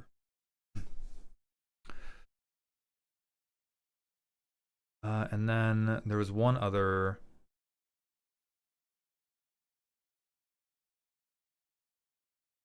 How do we submit decks? The book director, there are 3 ways. Right now, we are reviewing decks that were submitted via Ko-Fi commissions over a week ago. We refill those commissions every Sunday. We raffle away a free deck roast every roast stream, which is going to happen right after this review finishes, which is about right now. Or if you have more money than patience, you can pay me $500 and I will stop what I'm doing and roast your deck immediately. And then to a comment that was made earlier on the YouTube chat that we were in the cut, so I didn't reply to. Somebody said there was some other YouTube creator who said, oh, your Maldhound's decks suck, dude. You shouldn't listen to that guy. Yeah, they're right. I don't know who they are. I don't particularly care who they are. I don't like to build particularly powerful decks. I build mid-power decks that I love very much and always do the thing I want them to do. I would put myself top 3 in the world for people who have fun during Commander. Not best Commander deck builder, not strongest Commander deck builder. That is the service I offer. I am a master of vibes. And I'm a master of walking into a Commander game and walking out with a smile on my fucking face. Yeah, I'm joy maxing. So hell yeah, my decks are bad. My decks are bad because every single time I play Commander, I'm just looking for a goddamn reason to play the most heavily laden Sphinx you have seen in your life. What's my combo line? Playing a card and smiling. Dipshit. What do I give a fuck about a combo line?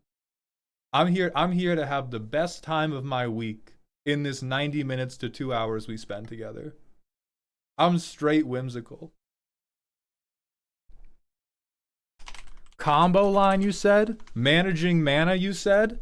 I'm attempting to count to 13 and failing. Do not come to me. Do not come to me with these concerns of, oh, Maldhound does not build good enough decks. Yes, I do. Yes, I do.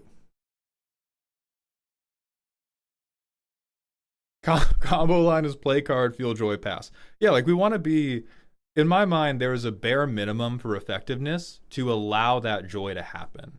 And that bare minimum of effectiveness can be different for every person. Some people need to feel very effective before they can feel any amount of joy. But like I always want a deck to be what is the minimum effectiveness that it's always going to make me happy, and then what can we sprinkle on top of it that is bad but is going to create whimsy variance, because we don't want the dead same experience every game. You don't want to Grave Pact Max or loop Spore Frog over and over? God, dude. God forbid I ever loop a Spore Frog. Now, that is personal bias. Some people love Spore Frog because he's a little cutie. I hate him, so I would never play him. But if you love him, and that's how you extract joy, then yeah, Spore Frog Max. I'm going to get you about it, but do it. Jorvarg, the no ramp stomping competition did happen over the last weekend. Great success.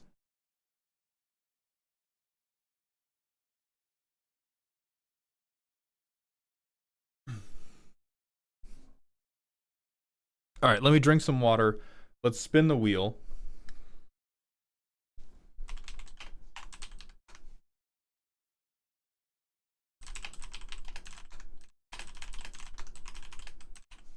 One in 4 chances. We're going to go to a raffle to see who gets the free Commander review. Contest topic idea: give card companion with a restriction and sell me on why it's cool.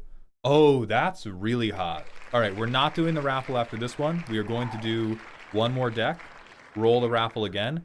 We will deterministically give away a free roast by the end of stream. It will happen no matter what. It's just a matter of when.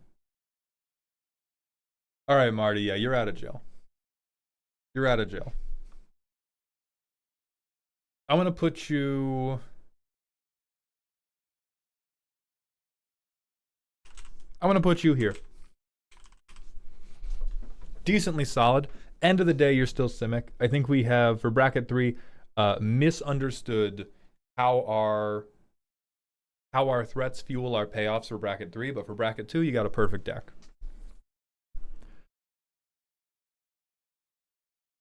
Wes Jones and Benjamin Jazz, thank you very much for the Twitch follows. Welcome to the doghouse, my new friends. And then BM Shooter sent in a random Smasher pass. Let's see what we get. Oh, smash. Holy shit. Holy shit, dude. What?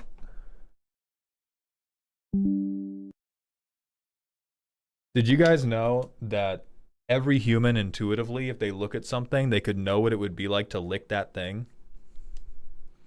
Wes Jones, if you want to unfollow now, I will understand.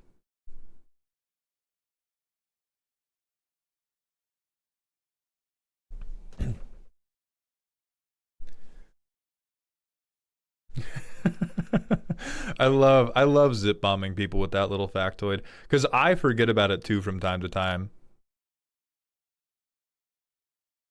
When were you planning on looking at the custom cards? I will look at 2 after the next deck.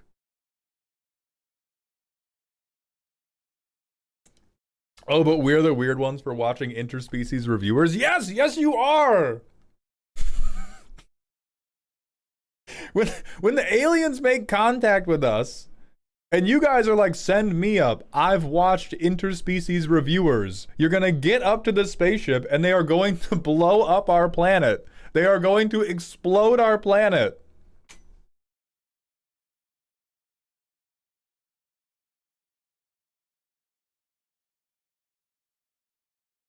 Have you heard from Cool Stuff about how well the stream went? No, not yet. How I get a targeted smasher pass on Spider Silk armor. We have historically done targeted smasher passes are $5 on Ko-Fi. Ojral, do you announce when your stream goes live anywhere? I never see a message on Discord about it. Yep, I do. One sec. Dorfunkeldorf. Okay. Thank you, Dorfunkeldorf. I gotta catch up with you after stream. So we have two channels. We have this one, which is a stream announcements specific channel. And then, because people have complained that they cannot, you have to opt in to see this channel. I also do it in the announcement section of the entire Discord. I didn't ping people for this one because I ping people a lot. Who moderates the YouTube chat? Me. Who moderates any of my chats? Me. Rubes, bro, thank you for the GF hug time. I will call them in here later. You don't ping enough, Mald NGL. Ugh. But yeah, there are opt-in announcement channels, or the announcements channel itself shouldn't be opt-in, but the stream announcements channel is opt-in, and we post the stream schedule most weeks. Have you ever told yourself it's time to save money and then life hits you with the most outlandish vet automobile repair bills immediately? Yes. Ball up top. I don't even know what that means, but I saw a YouTube short from a guy who said it really convincingly. Made sense to me. Used a lot of basketball jargon. I don't know. Ball up top. Sirach, I look at you guys all the time. I just can't reply to you guys all the time. The ball is rolling up. Ball up top. Circle above. Sphere high. Any of these things. Is posting the Mald stream schedule going into the Mald schedule book? Probably not. I would probably put it under like... So like today... And we're going to have to get to... Who's next? Let me mentally prepare you. Lost Alternative is next. So Lost Alternative, prepare yourself. It's going to be like 60 seconds till we're in. Don't you mean bald up top? I hate you. Little Mix Doom, thank you for the 100-bit cheer with the dinosaur and contained animosity. Thank you for the 100-bit cheer. What do you call a psychologist chicken? Fried chicken. I didn't pronounce Freud correctly, but hell yeah. So like a thing I had today at 11. 420 Blaze It, thank you very much for the 1-bit cheer. I appreciate every single penny. I will be eating it later. Thank you. Today at 11 a.m. I had prep for stream, which was like set the title, set the go live message, set the get a little Google sheet that has all the decks for today. So doing the stream sketty, I would probably have as like weekly stream prep for half an hour, that type of thing. So I don't think I would enter it as its own thing, but I would lump it in with other clerical work I need to do and then do it then. He's got the ADHD death note. It's the job note. It's the fucking job note, dude. And I wrote my own name in it.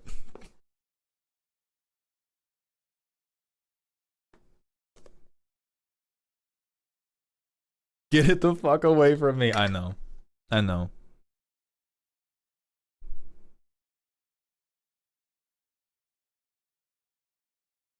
I mean, Randomly Lost Gamer, YouTube chat has suffered from the very beginning because being a streamer is oftentimes so much about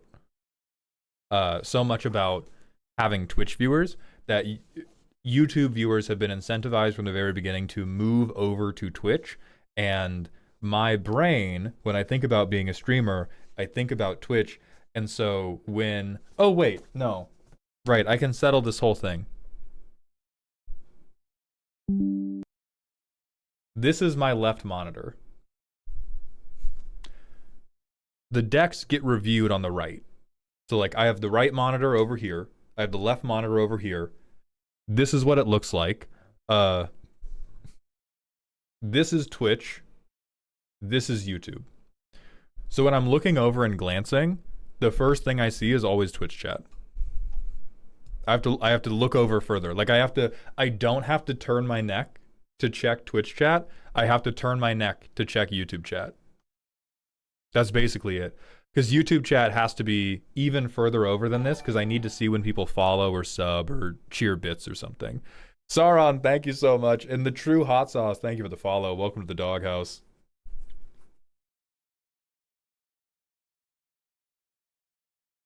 Okay, anyway. Lost alternative. Did they respond? They're here. They did. They pincog noodled. I know what that means. Definitely.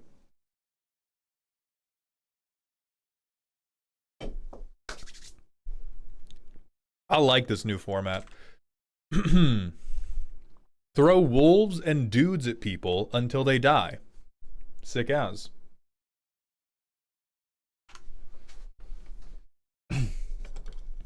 Torgal!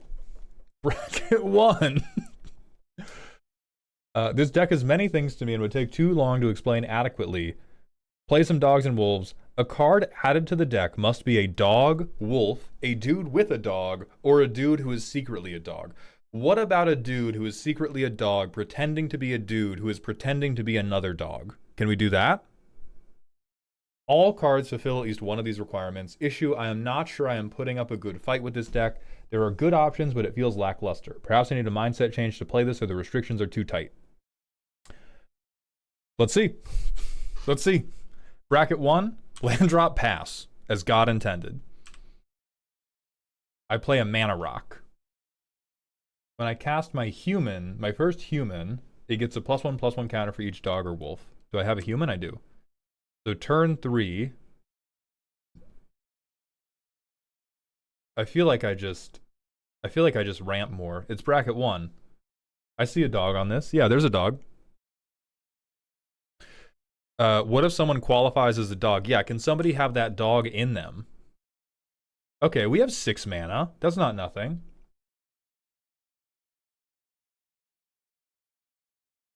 Okay, I get some dogs out. I play this guy. He comes in with a counter. On my upkeep, I'll be generous. I'll say this is 3. I get 3 wolves. Fuck yeah.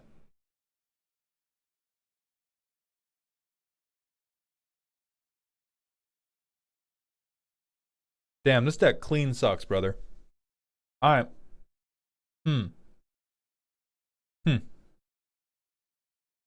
What's he flip into? Oh, wait. Mana dump. Never mind. Mana dump.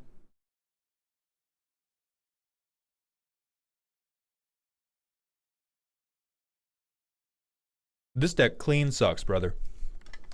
Oh boy. Oh boy.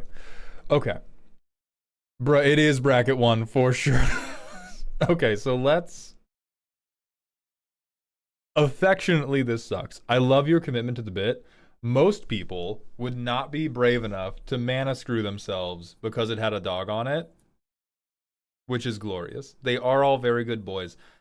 I think this is a very good bracket 1 deck. We're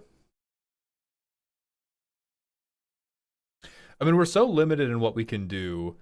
It is probably easy to figure out what the possible upgrades are. If you wanted this to put up a better fight while still being the same type of deck, it would probably be Torgal out of the command zone. There are 2 things you can do. You can either swap out Torgal to get access to more colors, or you can do what people do in bracket 2, where they have a bad creature theme and their artifacts and enchantments don't have to adhere to that theme.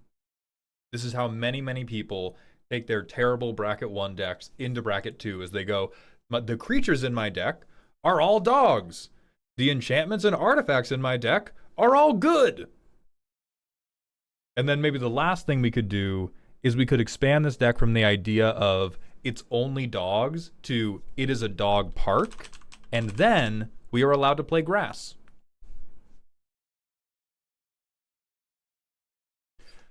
So those are the ways. I think if we want to, like, I trust that you have scrounged through the dog tag on Scryfall pretty deeply. And so I doubt there's going to be a lot of direct upgrades. So the way to make this put up a better fight is to expand the theme in some way. The ways we can expand the themes are get more colors. Like red, green, you would get access to more werewolves. Jund, you would get access to more like just good cards in general. You would get like Tovalar. But if we need Torgal to be in the command zone, then we are limited to, we could expand it by going from it's all dogs to this deck is a dog park. And then we can have like ground oriented things. What could we do? Because I've previously convinced somebody that Sphere Grid is a dog bowl. It looks a little bit like it. Hold on.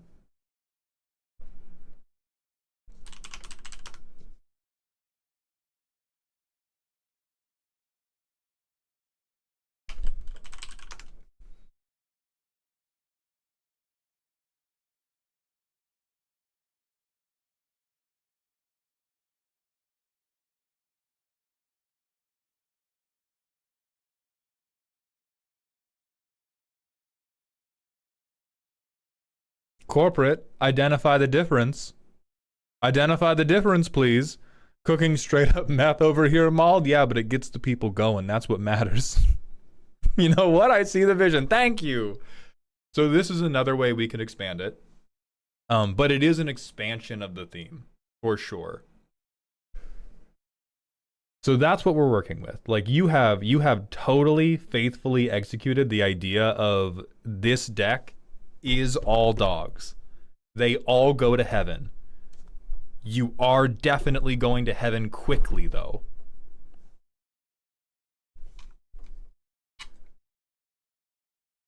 Like, do we have... There has to be an art tag for this. Hold on. Torgal. Like, did we use the Scryfall tagger already? Good boy.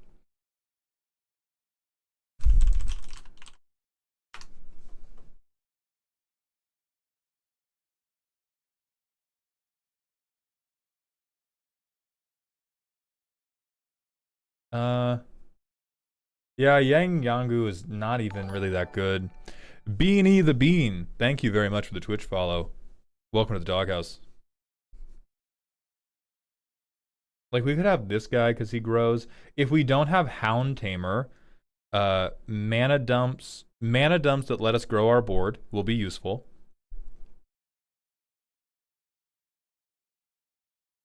We already have Hound Tamer, yeah. We've dug very greedily and very deep. 420 Blades at 69, thank you for the Twitch follow. Welcome to the doghouse. Stack of food. The Hummel, thank you for the Twitch follow. Welcome to the doghouse, my friend. Like, I want to believe. Yeah, I was digging for anything. So if we have already gone through all the art tags, those are the only relevant paths you can take. We swap out Torgal, we make this the dog park, or we make it bracket 2, and we just stop forcing our non-creatures to adhere to the bit. So which of those do you want to do? 420 Blaze It, thank you for the Prime sub. Welcome to the dog home. I appreciate that very much. I like the dog park idea, so let's run with that. Okay, what can we do with grass? We're going to have to cook some straight meth, Twitch chat. I need your help for this one.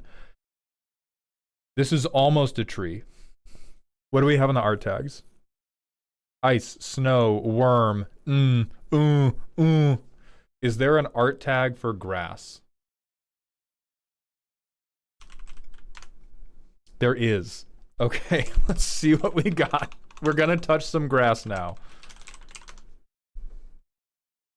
A bench, probably. It does sort of look like a leash, though. Ouroboros is gonna be the hardest sell in the world, by the way. You probably can't run Ouroboros because it's just, like, too good. It would let you swap a card for Rampant Growth, which isn't nothing. We primarily want to get stuff that is going to increase our power on board. So let's think about those first. It is what can we do to add power and toughness to our board.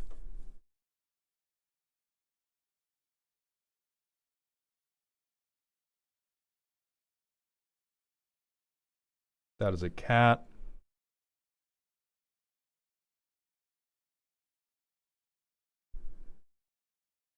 Branching Evolution is a good doubler, but it's not getting the counters on to begin with.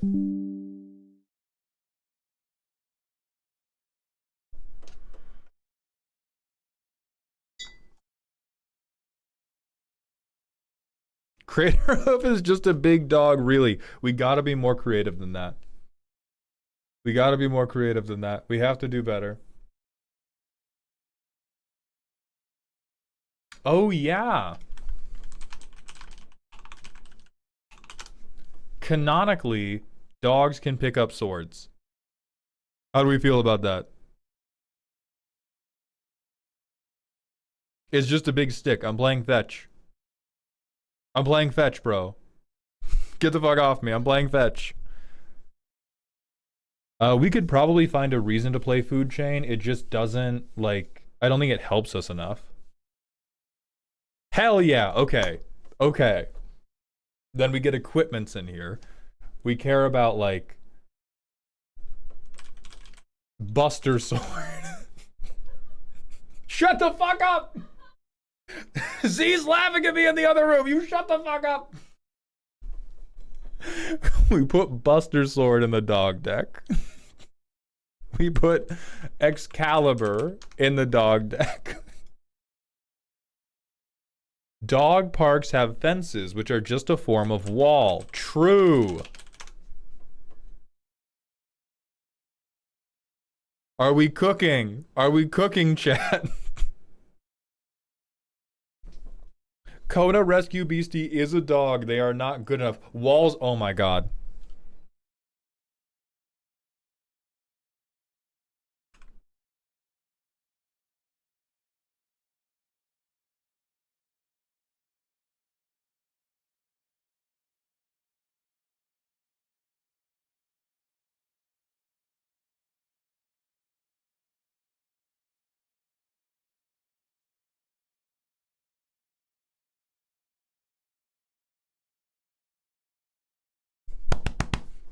Done. Done. Run it. Put it in the fucking deck. We got there. We got there. You're gonna have to Sharpie cube the fuck out of it. Why did you bother crossing out the Sing Say if you were gonna keep it? Because I like what I like.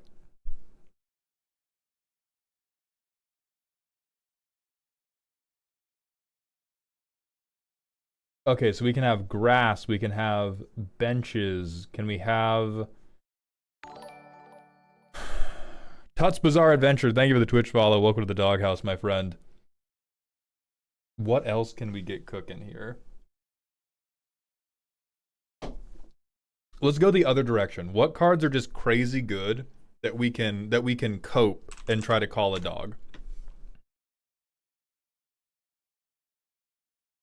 That's like almost a dog. This part. That is canonically a dog. Brother, that's a dragon. What are dragons but big lizard dogs? Sorry, I didn't laugh. What are dragons but big lizard dogs?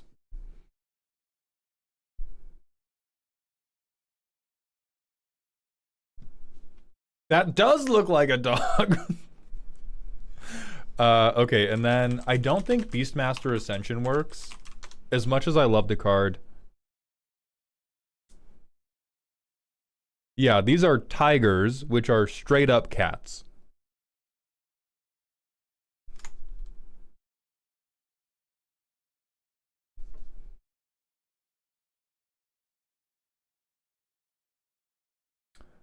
We could do, yeah, we could do the park fence. Park fence.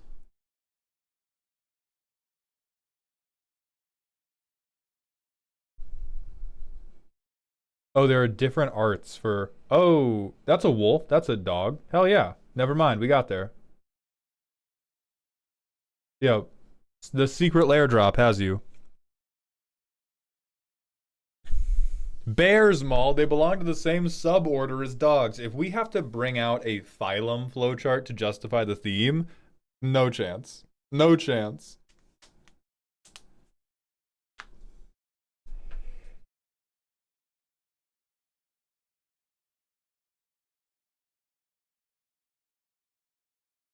Okay, next problem. This is definitely not a dog. But lying exists. So how could we lie about this card to make it a dog? That is a turtle ox indeed, but we are allowed to say things that are untrue. I know what you do. I know what you do. Hold on.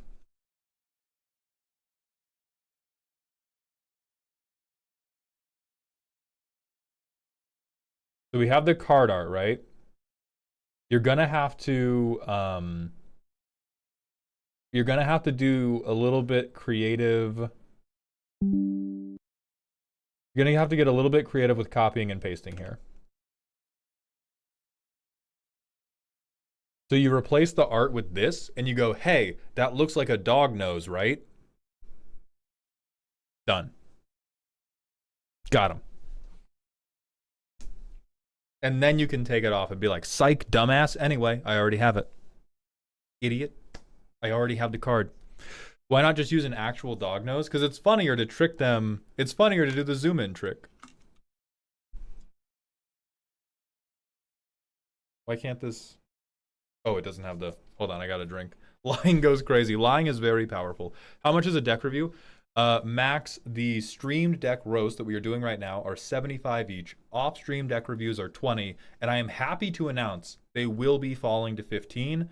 The VOD review channel is doing very, very good. Thank you all for watching videos on there, commenting. If you haven't commented on that VOD channel, comment anything. The better those videos do, the less I charge you guys. Anyway, back to lying is power. I can't believe we were taking dog advice from someone with 2 cats. I've owned many dogs. I love animals. I love animals.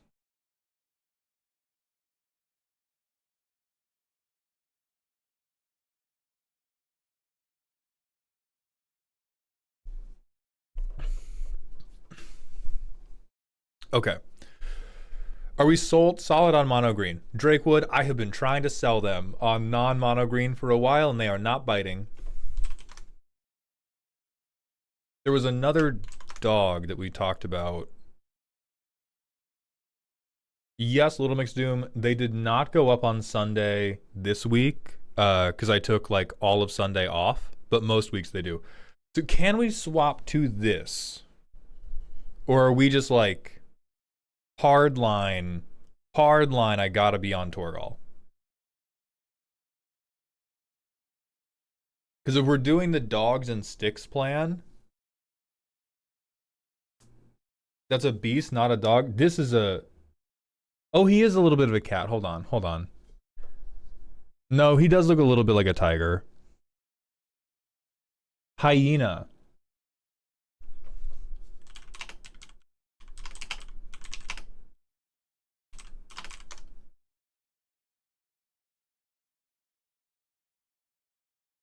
Fuck. Wait. No. They are phylogenetically closer to felines. They are behaviorally and morphologically similar to canids, which are dogs. You print out this Wikipedia page. You print out this fucking Wikipedia page and you bring it with you. We are now referencing the phylogenies when we justify this deck. I thought we weren't doing the chart to justify our card choices. Fuck you. I like him. Okay, we don't have to do that. Damn. I wish he was more... Alright, pull up the file. True. Hold on.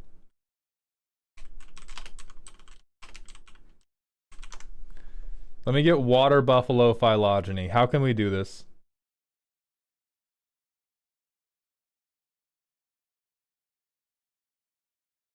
Okay, they're a bovine.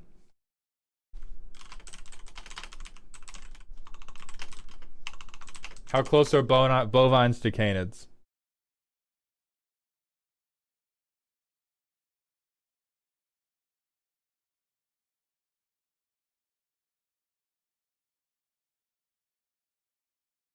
They're both in mammalia.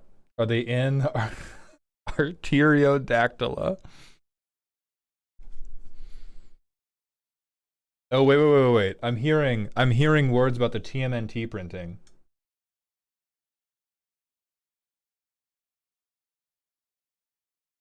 I'm sorry, you said there was a dog in here?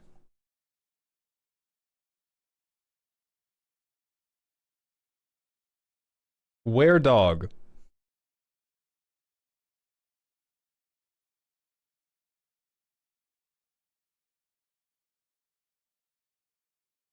Dogs herd buffaloes! Wheezy Dan, no, the raffle has not happened yet. Yeah, so that is another okay. So again, we are truly defiling this theme right now. But this would be if you wanted to fight back better. I think these are examples of the thought process you have to follow for how you justify it, and then everything remains related to dogs. They remain related to dog. Oh, if you fuck with dog meat, I think you just run dog meat.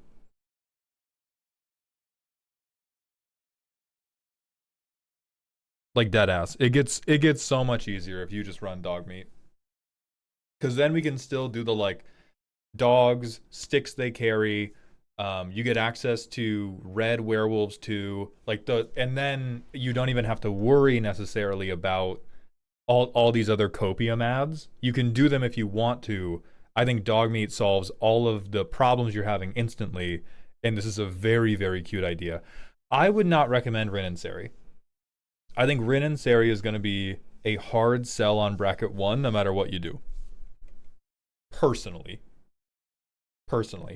I think dog meat is better for how we want it to feel.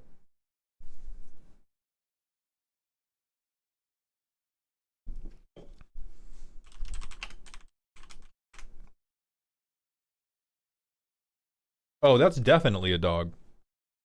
We probably have this guy.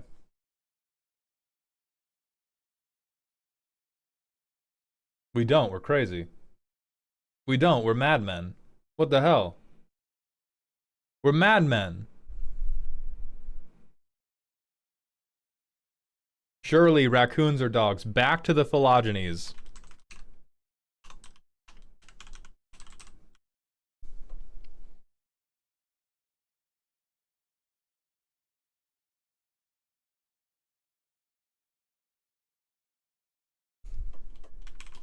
Which dog did I miss? Wolfier Silverheart.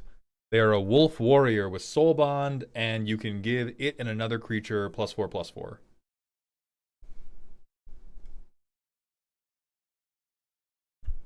I don't love Cerulf for bracket 1 either. I think Cerulf gives you new problems of almost like too scary too quickly. I really believe in dog meat. I think dog meat hits right on the money of still weak enough to be cute, but strong enough to put up a fight. Cerulf in bracket 1 is like piss to a shit fight. Sorry, no, shit to a piss fight. Other way around. Might have to brew up a deck for dog meat then. Any suggestions to add? Let's go O-tag dog. Nope.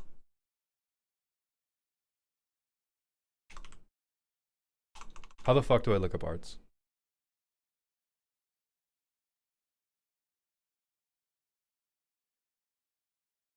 Okay, dog, commander, Naya. I mean, low-key, it's going to be looking at art tags again and going to EDH rec rank, but now you just have better ones.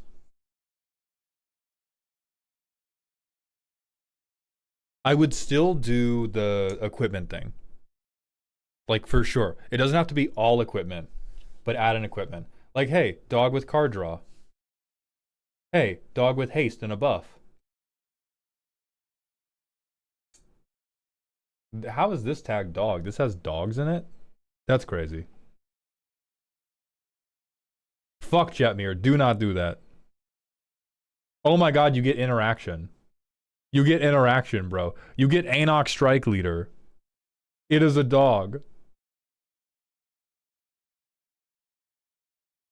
There is allegedly a dog on Will of the Mardu.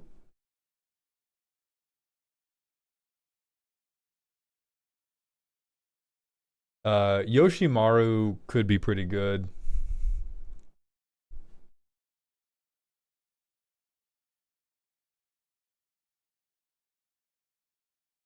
I kind of like camaraderie, especially if we're going to be curving out with like bad dogs the whole time. You get Pack Leader. Ooh. Ooh. Anok Bondkin, if you can find a way to get +1/+1 counters on your dogs, huge. Huge. We don't need Day of Destiny. Release the dogs. Oh my god, you might one day win a game. You might one day win a game, bro.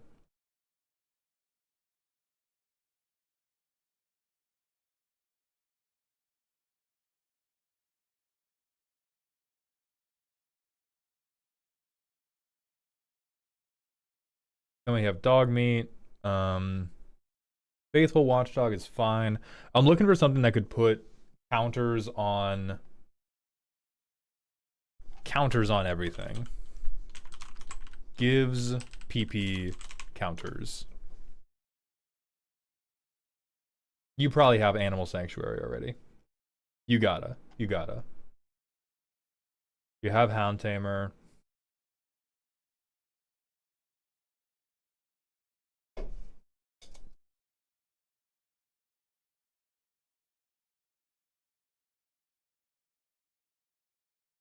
Supply Runners is fine. I don't love it.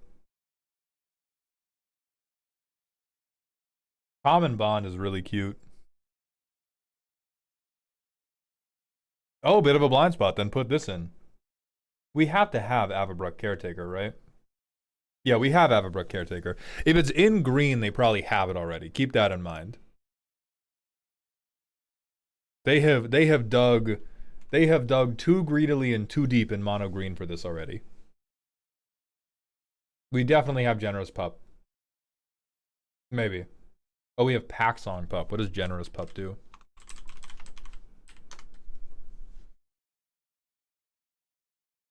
Oh, yeah. So I would, in terms of equipments, I would prioritize anything that could make our stuff grow. So the ones I like for that are on the weaker end is the Pip-Boy. I think Pip-Boy worked because we're doing a Fallout Commander now. Pip-Boy, Anduril, there had to be dogs in Lord of the Rings. Proxy this. Buster Sword. Oh yeah, Well Rested. Doesn't have a dog on it. You might have to Sharpie Cube this one.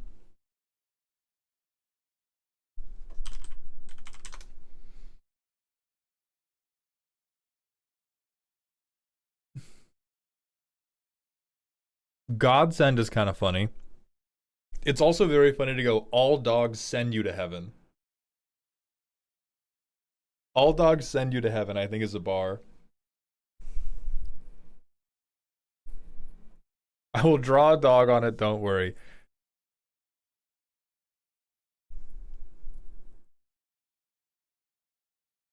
Add the Regalia, dogs love car rides. I don't think we have to stretch the theme any further. I think switching the colors gives us enough. Oh, Godsend to Dogsend. Oh, that's good. I think switching the colors is enough that we don't have to get too metaphorical with it. It can literally be dogs and sticks.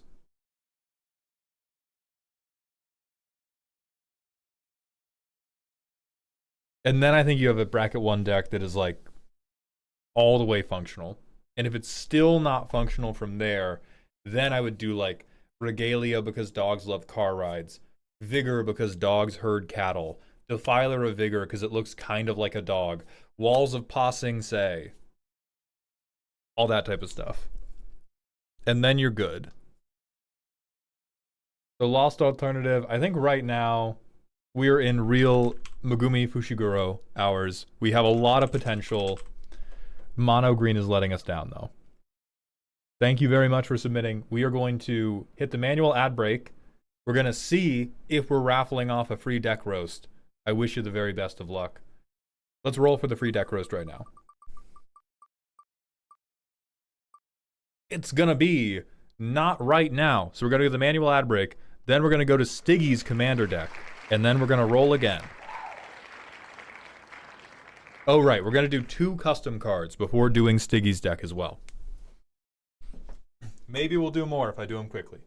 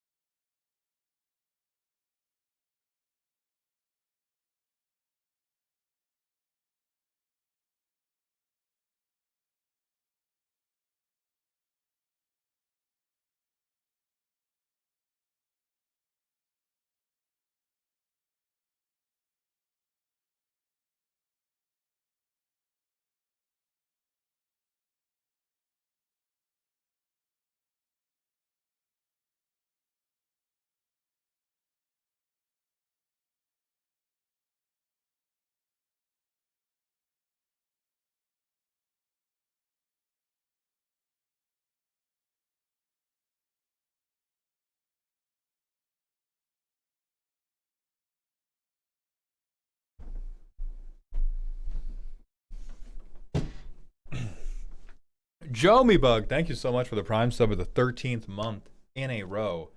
My sub ran out, now I'm banished for 3 whole minutes. You're welcome for giving you that reminder. I appreciate those Bezos bucks. Yeah, Grogman, the raffle will be very apparent when it comes up. Don't worry about it. You're not going to miss it. All right, so we are now on Stiggy Aelia, who is on YouTube, is ready to go. This is supposed to be the most bracket 3 deck you've ever seen. I closed the raffle thing.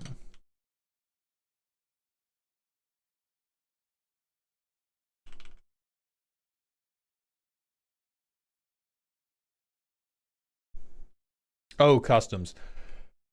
Oh, God, it's fucking Rakdos. All right, customs first. Customs first.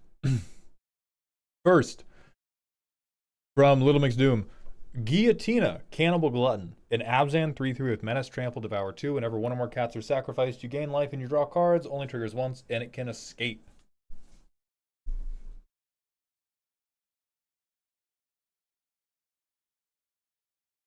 Sure. This looks like fetish art. Jail. Jail. Electroshock therapy, MLP. You stop. This looks adorable. I like it. I like it. I would allow you to play it. Seems like it has enough potential to make a deck, but is not going to break the game. Next from Inkable Chernobog, Callous Priest to All, a 3 mana 2/4 with Vigilance, doubles Cleric triggered abilities, and for 3 mana we can reanimate a cheap creature with a finality counter.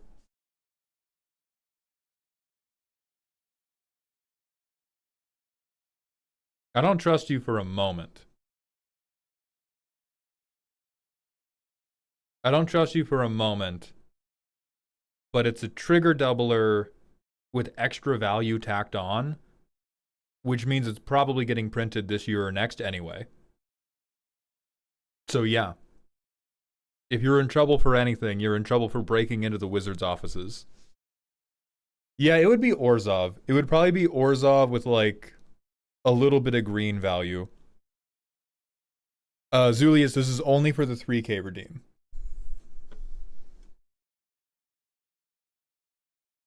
I think it needs to be mono white. I think you don't understand modern design, Bone Lord. Everything needs to be 3 colors. Everything needs to be 3 colors so we can sell thrice as many game changers in the commander deck. Please.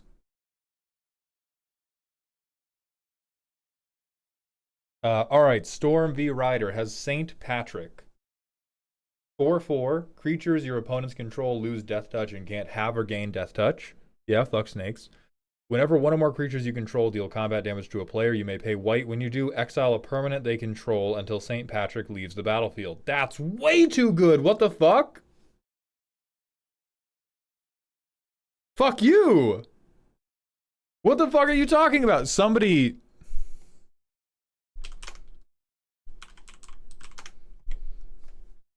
No, what was this fucking card?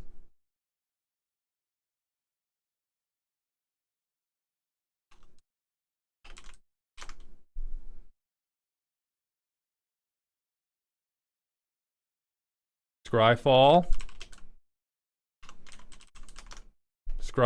Somebody saw my fucking short about this card and they were like, I'll show you what makes them good.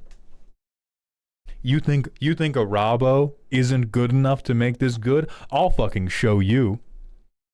I'll fucking show you. What if they were all swords to plowshares? Not actually that good, but that's still absolutely disgusting. Fuck off forever. Forever.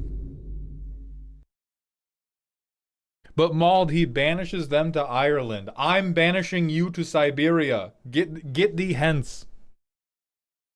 Okay, we're just gonna keep going with the customs. Next from Elikman, Walid Spindor, Hashilian Boss, a Grixis 4/4 Menaced Haste. When an opponent loses life for the first time during each of their turns, you get an experience counter.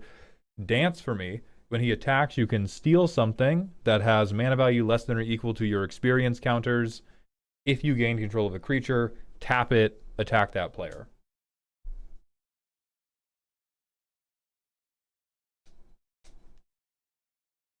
This low key seems too good. And very specifically, I think it's bracket 2 busted. Like I'm not convinced it's bracket 4 or anything like that. But because it is experience counters and you keep it forever and you get to swing it the turn it comes... Well, okay, here's the thing. You swing it the turn it comes down, but it's going to come down with no experience counters. So I don't actually think the haste is a big problem because you're probably coming in with haste and you get a trigger for... So it's really like the haste is weird because the haste doesn't help that much. But it would be very easy to do like Group Slug. I get 3 experience counters every rotation. Creeping Bloodsucker, you gotta read. You gotta read. Hold on. No. Do not speak the deep magics to me. I was there when they first Scryfall that at the beginning of your upkeep, deal 1 damage to each opponent.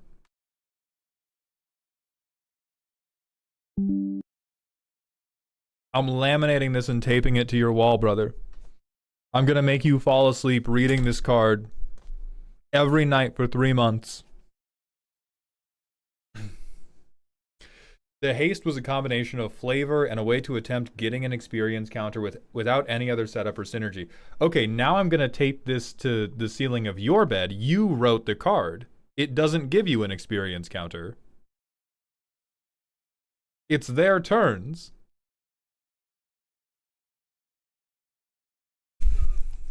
Huh?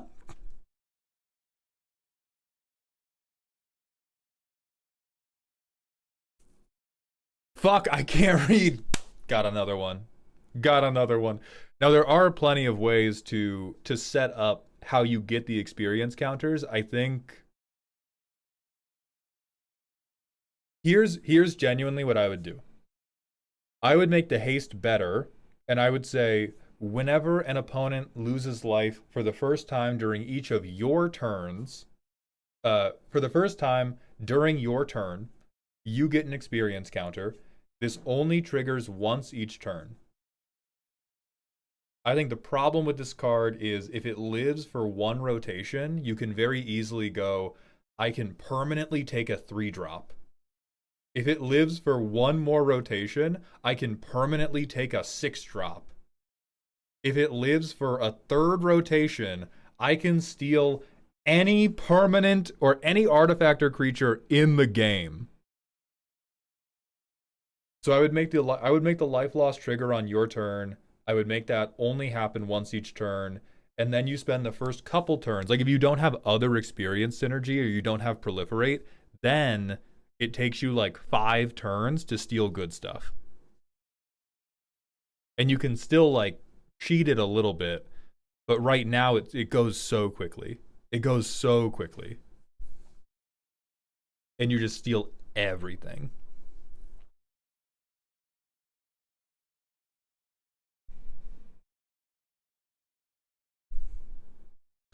Warboy Nux, the 3K redeems on the 14th did not happen, and I refunded your points. Die. I mean, non-commander is still good for the feels bad. You definitely have to fix it anyway, though. It's still, I think it's still too good. All right, Spitting Suncrester from Aegis Athene. A 3-mana dinosaur. When it enters, deal a damage to a creature. That creature can't block until this turn. Perfect no notes. Perfect no notes. Love it. Great draft uncommon.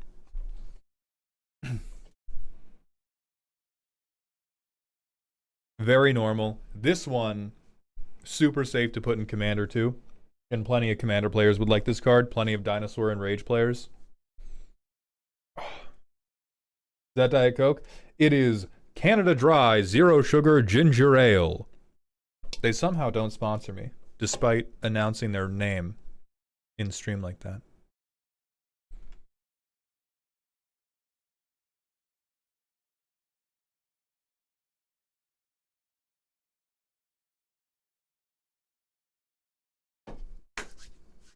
Where are we at? Right. Stiggy Aelia. Does Canada Dry even have ginger in it? I don't think so. Hold on.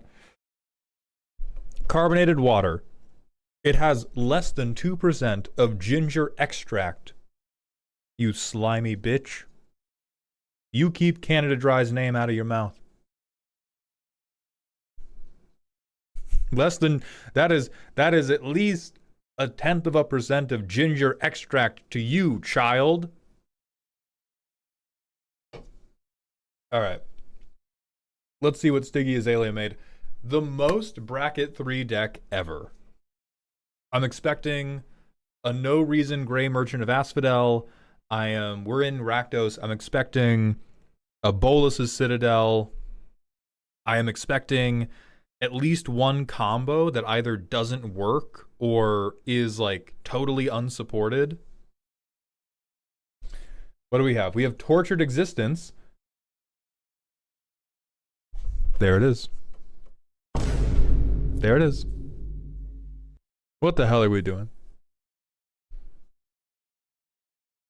What the hell are we doing? All we're missing now is a Necropotence. We need Throne of the Grim Captain, and we need, well, to make this work, I had to put in the Necropotence or Necrodominance or something.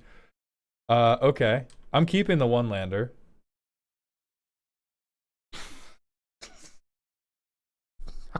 Okay. Hold on. Everybody, begin preparing your lists of what? A merfolk, a pirate, and a vampire walk into a cuck chair. And what do we make? And we're gonna get a 7/7. Beautiful. So turn 1, we do this. You're staying on top. Turn 2. Do we have a changeling? Fuck you. I demonic tutor for a changeling. That's how you're spending your mana. We have a dream. We have a dream and I'm holding you to it. Turn 3. So Kenzan. I'll get Alesha out. Turn 4. I miss my land drop. I swing a 2/2 first striker and I just hope to God nothing bad happens. I can Chaos Warp if I have to. So I get a counter on. I don't have anything in my grave, but I can Throne. And then I can Mill 2. Do I get anything in my grave?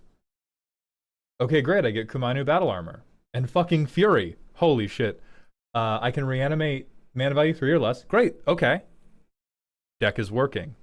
Pretend I spend my mana correctly. I get Valgavas Faithful in 2. Next turn.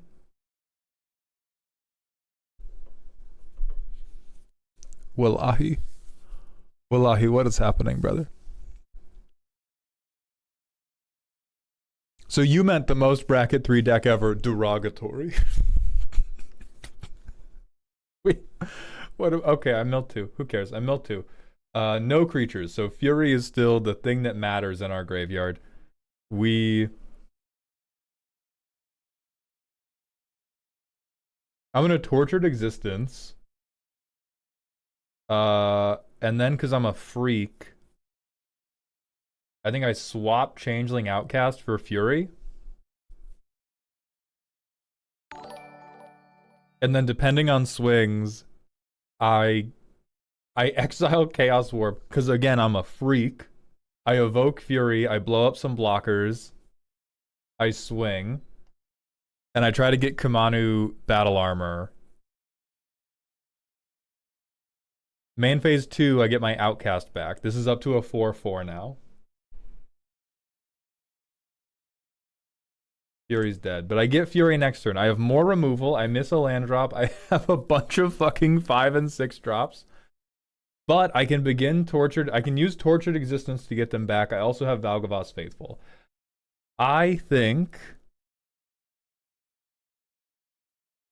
I would just Withering Torment to get my swings in, go to combat, swing, get Fury back.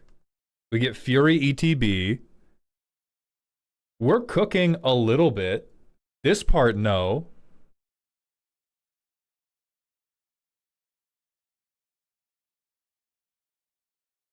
Oh my god, okay. Hey. Black Market Connections is only 4 turns away from making Throne of the Grim Captain work. And then, God, with my 4 open mana, I fucking cope and seethe. I think now I'll just equip this, because now she'll be like totally unkillable. Holy shit. Start your engines. Our speed goes to 1. Mill 2, what do I get? Okay, Rot Curse and an Entomb. We can definitely get Rot Curse back. I don't think we care to. I think we would rather go Massacre Worm. Wait, what does Shredder do? When he attacks on combat, damage, lose half your life. We probably want a Massacre Worm. So we swap Rot Curse for the Massacre Worm. We go to combat with a 7/7. Our speed goes up to 2. Oh my god, I get Massacre Worm back. We're okay. Okay. We might be illiterate, but we can cook by feel.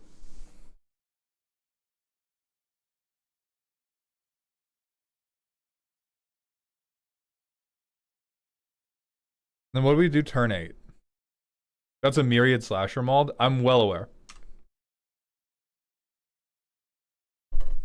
I hate you. I hate you. I hate you. What is...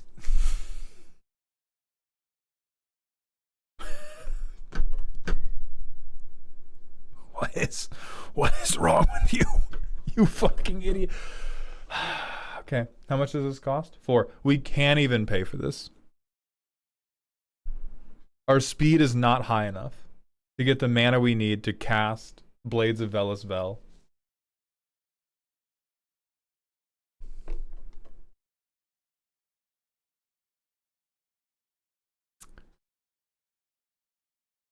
Alright, so turn 8, how am I feeling? We have a threat to begin trying to end the game. We have a big Voltronny commander. If anybody had ever pointed removal at us, we would have fucking exploded. But we are pretty good at playing rares. Pretty strong way to play Magic the Gathering. It's just play as many rares as you can find. Is it rare or mythic rare? In the deck. Job done. Give me a rare to get another rare, to have my rare get them back out. Impeccable plan.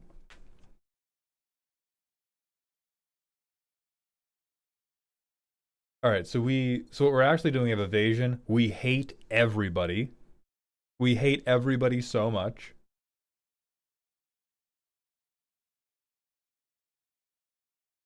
We have life gain. Please play. I'm expecting a Gray Merchant of Asphodel in grayscale right here. Whoever's editing this, holy shit. What is Demo Field doing in there? Nothing of consequence. Very funny. I enjoy that. Hell yeah. Hell yeah, opposition agent. Thank you. And there's the third game changer. Okay. And then we have some buffs.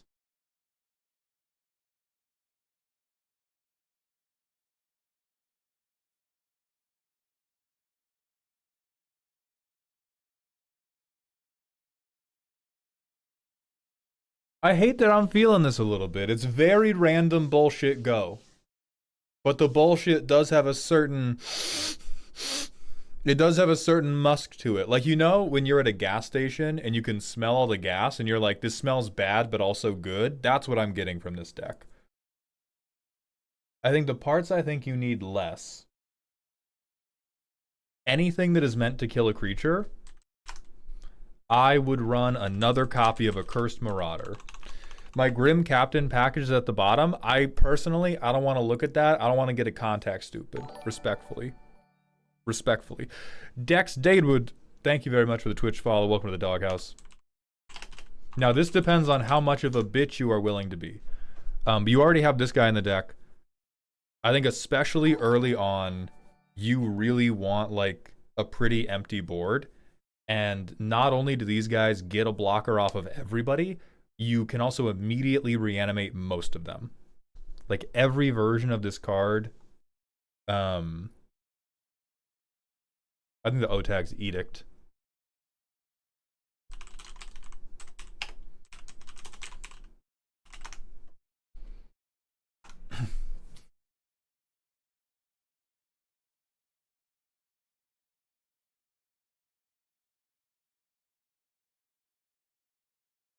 Like, we can't just be Battle Grandma. Grandma can still serve cunt.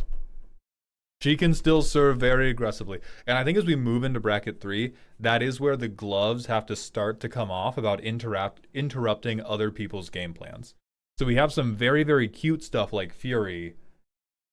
And you don't have to abandon Fury, but anything that's in here because you're like, oh my god, it could remove a blocker.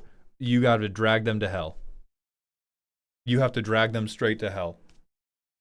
Because you go like, play him, you all die, swing my commander, he comes back in, you all die again, none of you have creatures, I beat the Spellslinger player to death. I beat them to death. In part because your commander is already gonna draw hate. You already have a threatening reanimation Voltron commander. So I do not think by avoiding edicts, you can politic people into leaving you alone. And if they're not going to leave you alone, you may as well be a demon. Do not apply that logic to real life, please. Do not. It stops at the commander table, but in the commander table, be the monster they think you are.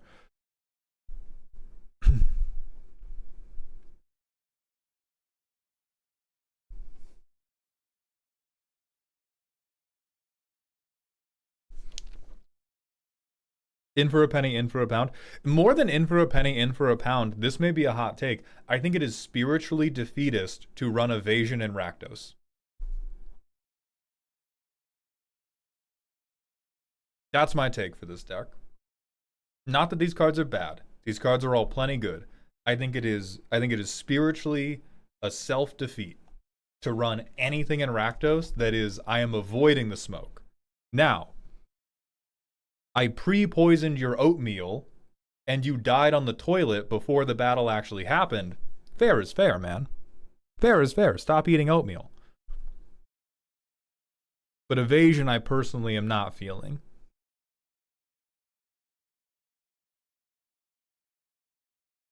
But Rakdos is a flampler.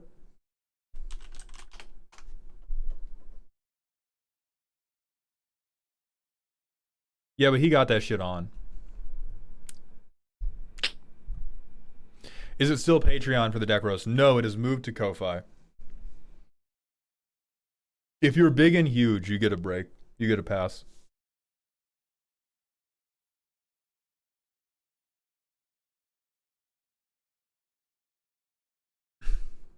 Counterpoint, win at any cost. Counterpoint, that's not what Rakdos is about. That is what Mono Black is about, for sure. Rakdos is normally about, I am winning in a theatrical way. I am putting on a show. I am making you suffer. Like, there are very, very few Rakdos cards that care about winning at any cost. Many, many more Rakdos cards care about, I want to win in a cool, flashy way. Yeah, they're about blood.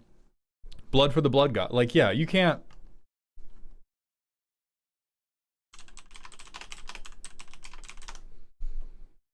We're about the spectacle. We want a monologue. We want to stand on the table, rip our sunglasses off, and have more sunglasses under those sunglasses. And then we have, like, breakaway pants. And we have, like, a glittery Speedo. And we break it down for him. Counterpoint, I have little plastic cows to use as coward tokens with Gornog. He stays then. Yeah, for sure he stays. So, like, I would okay Gornog, the battle armor, because goading is fine. I think the things that I...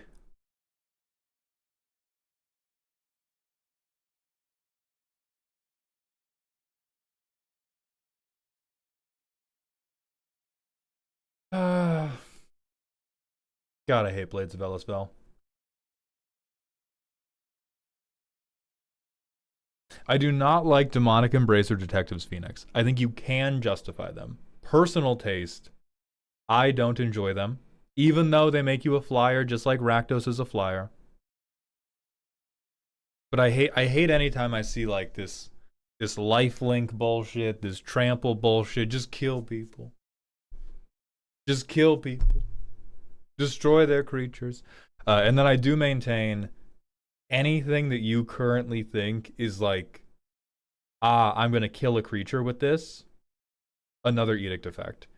Even if you don't have things that are like, I'm going to kill a creature with this, I would probably make it another edict effect. I might even drop whatever buffs have been the lowest performers for you, because I kind of don't believe you're going to have a big graveyard early. You only have 8 punchy guys in the deck. You only have 11 fillers in the deck. We're probably not going to see too many of these too early.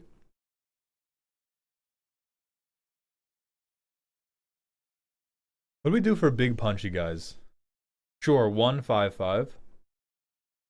Okay. 1/5/5. Okay.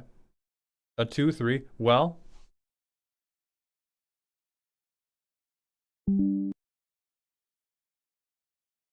Interesting way to define that. Crabomination. So we... Oh my god. Our big punchy guys are barely making it out of the pre-release. I think there is also a quality issue on our big punchy guys. I don't think it is a devastating quality issue, but like if our deck is like, this is my big haymaker, you could play better creatures than this by just ramping. Like that's always my line is if I'm reanimating, I need to be doing something that is superior to just ramping. So other support you could put in the deck that would make things better than just ramping. Reanimation doubler. I don't love Moon Shadow Elemental. I'm not convinced. Detectives Phoenix has won me multiple games by being a haste enabler from the graveyard. I didn't say it was bad. I said it was bitch made. I said I didn't like it. I'm sure it's good. +2/+2 flying and haste. Those are all very good stats. You are a reanimator deck. You have the evidence. Oh, Diviner's already in? Ah, it's in filler. Okay. Is there anything else that can soup this up? God, I hate this. I mean, this is a land, so it's fine.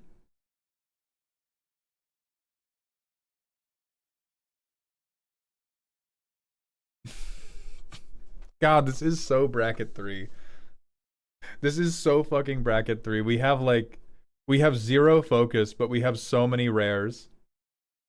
We have so many rares, how could they stop us?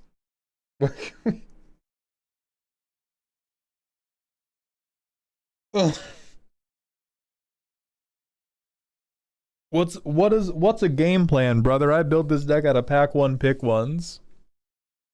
We're rare maxing and it's gonna work.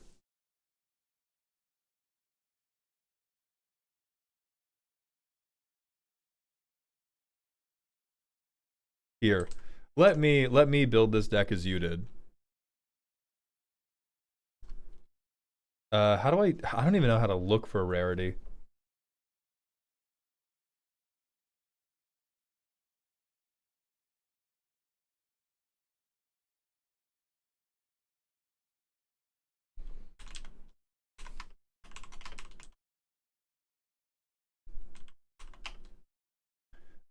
Type creature commander Rakdos.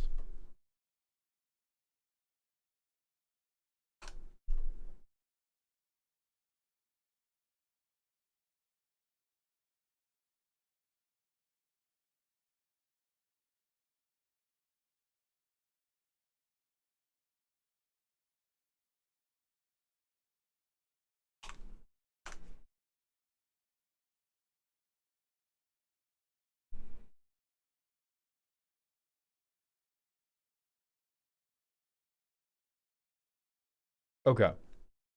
So who are we missing? I don't think we need Sir Conrad. Atali's funny. Goldspan Dragon's fine.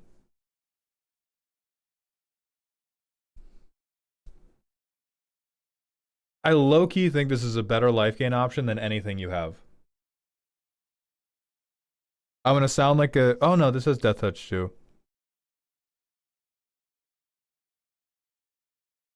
I like it more than Wormcoil Engine. Just because of how many people in bracket 3 are attempting to win by touching a shitload of cards.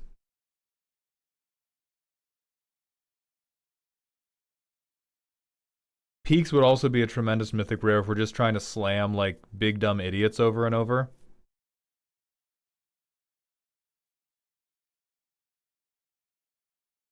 Or the other Shieldred.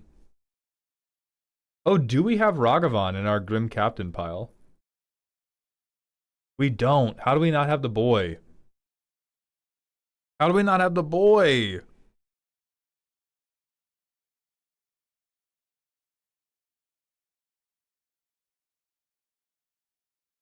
Shieldred's $90. Yeah, it's a crazy good card that has been relevant in multiple formats since it was printed. It's ridiculously good. And that's why printers are important. I mean, Ragavan's fine. I'm not convinced he's necessary. Like, I think, unfortunately, like, Detectives Phoenix is better than Ragavan in this deck. Because we don't really care that much about swinging before Alicia comes down.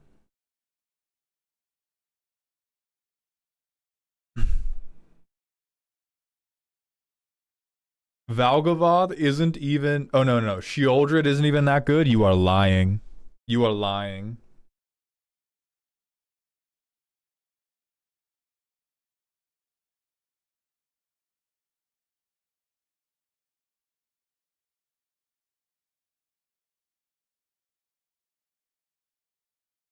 God,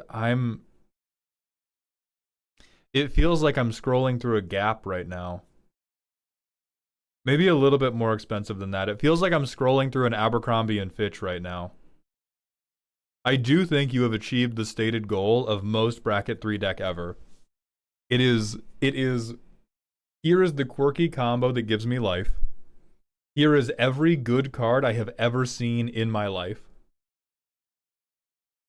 I can't fault it. I think it would almost certainly be better if we had more edict effects. I think it would almost certainly be better, particularly if we moved the theft budget into something else. Because usually at bracket 3, you have room to play one funny gimmick before it interrupts the flow of the deck. And so I would encourage you to pick between Throne of the Grim Captain and Theft as the funny gimmick. Oh, do we not have Inti? We have to have Inti. Jail forever. Holy shit. Jail forever. Did we not? How did we miss this? How did we miss this in our careful selection process, Stiggy? What happened? What occurred? Kolos, thank you for the 95 streams in a row. Welcome back to the dog park. Sheoldred is so good, people have been trying to recreate mono black demons without her, and not a single playable deck has been created in the archetype since she rotated. Yeah, she's fucked. Ragavan is a one-mana dork, though. That's true. There is certainly an argument for Ragavan on the I can play Alesha turn 2 because I make the treasure off of swinging him when I get him turn 1. He exiled too many things I couldn't play because of the low curve.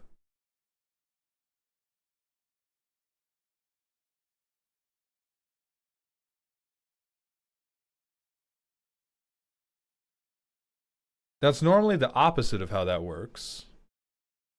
Can you elaborate on that? Because normally when your curve is really low, you definitely...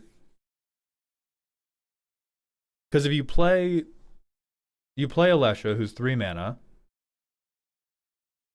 I have Alesha, I have... Oh, get stuck at low land counts. Right, but if we have 3 mana to play Alesha, this is Inti now. I go to combat. I discard Crabomination to reanimate later. Okay, I can play that. And I have... These are all lands, but I have the 3 mana sources I cast my commander with. Gives me an extra counter. I go to my next turn. Discard, draw a card. I can play this. This gets me up to 6. Now I get Crabomination back. Discard, exile. I can play this. Discard, exile. I can play this. Discard, exile. I can play this.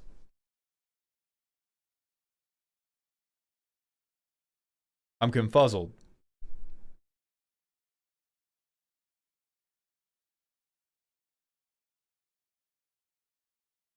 I'm straight confuzzled.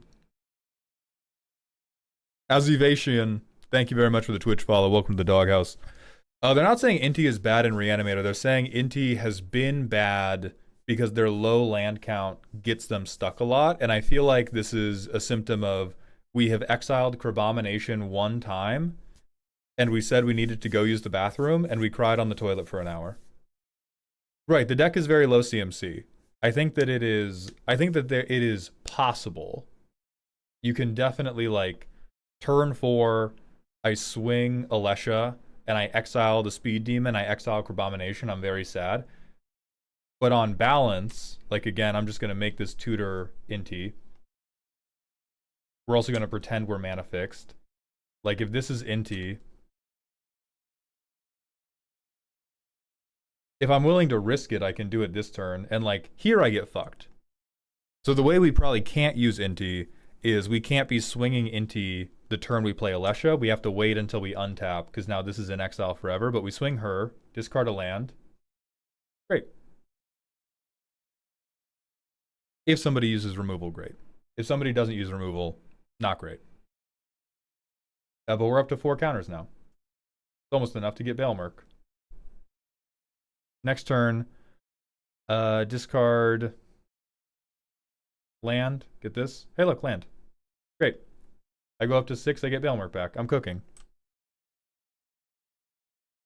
I'll discard Torment. Vandal Blast. I blow something up. I'm at like 1 million. So I do think the curve you have now is very, very friendly to Inti. Like you have just enough that sometimes you will get fucked, but you also have just enough that you will find something else. And the speed at which you will stack up Alessia is really, really relevant for you.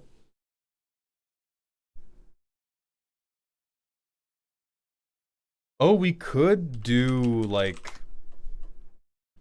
You could do these. How greedy are you on lands? You have 38. Yeah, getting stuck at low land counts is fake in this deck. 38 lands. I think we have... This isn't even a deck building problem. This is unresolved trauma. You need therapy. And then you got to put Inti back in this bitch. But if you're having land problems, Oliphant, Troll of Khazad-dûm. And then we have 2 big beaters that can also cycle for the lands we need. Cronut, you stop right now. 38 lands is fine.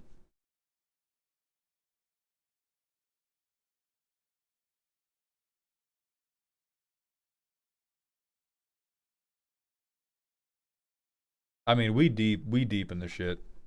We deep in the shit. Stiggy, congratulations. You did it. I wish you the best of luck inside the Abercrombie and Fitch. I think there are a couple rares and mythic rares we are underrating.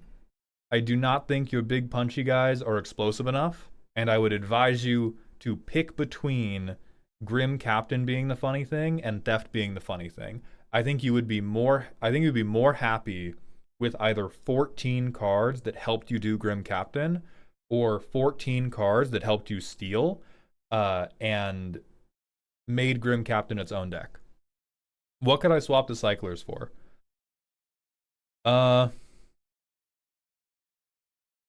Drownyard Temple for sure. Could just become that land, because again, they land cycle. And then... Bro, I hate these two. I hate these 2 cards. I hate these 2 cards.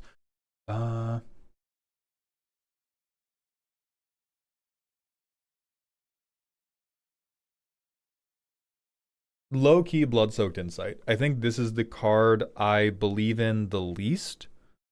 Our deck is already good enough. We would rather play our deck, and this enters tapped. If I ever saw this, like if this was ever the 2nd or 3rd land I drew, I would be so upset. I would be so upset. That's a very, very niche case. Very, very niche case. But I think this card for you is not that great. We have so much cool shit to do on our turn. Like the rest of your Theft, at least, you know, either ramps or gives you like damage or board presence. This we're truly... It's a dual land? We're in 2 colors, dog.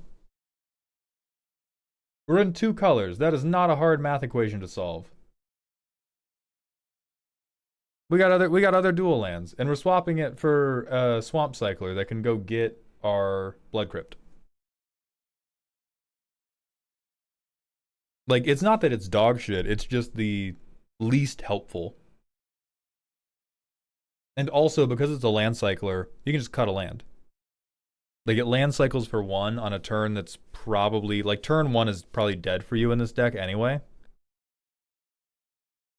Not totally. How many of these 1-drops do we actually want to cast? We want to cast that one, want to cast that one, want to cast that one. We don't.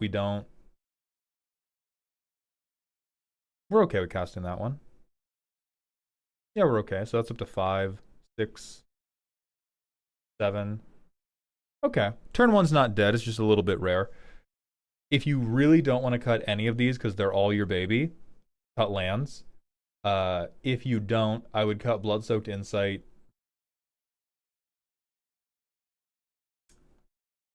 And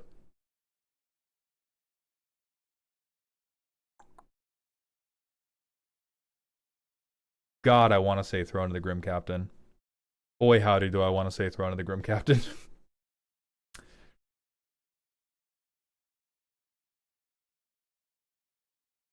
uh,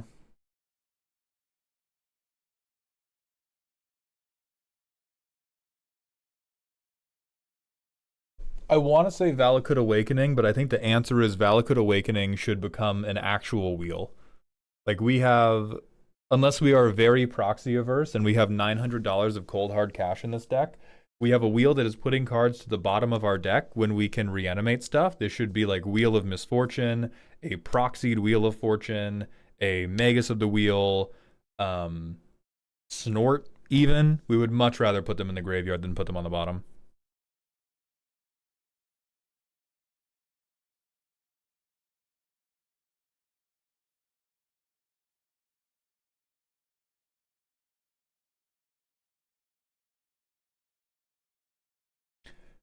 I think I might cut at least one more of these like colorless lands.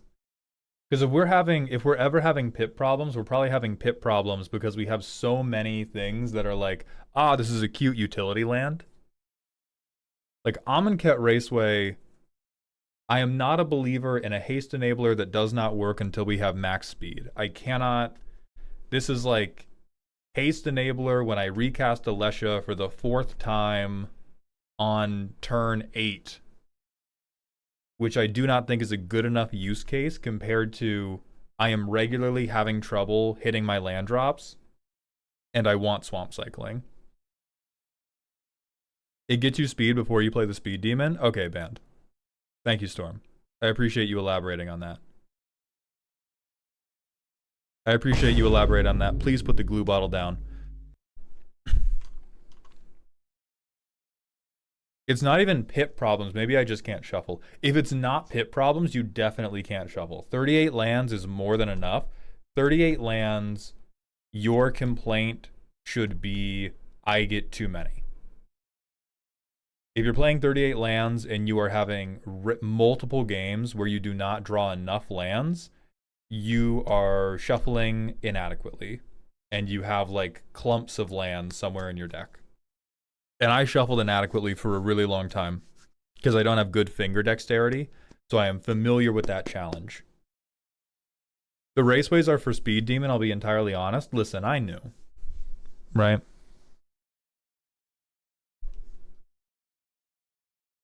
Like,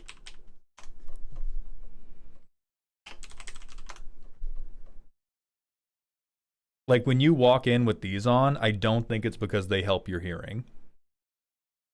It's not a problem. I'm with it. I understand the dream. But if we're having land problems at 38, you just got to practice shuffling, and then maybe you don't even need the land cyclers.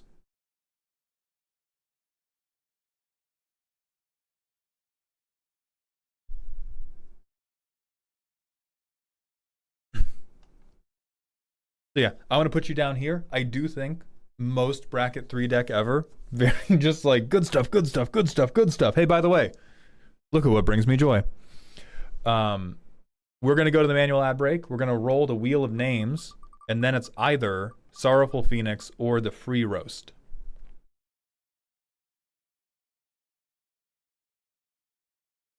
Not right now, so it's going to be Sorrowful Phoenix, and then it will be the free roast. We're going to hit the manual ad break and then get into it with Phoenix.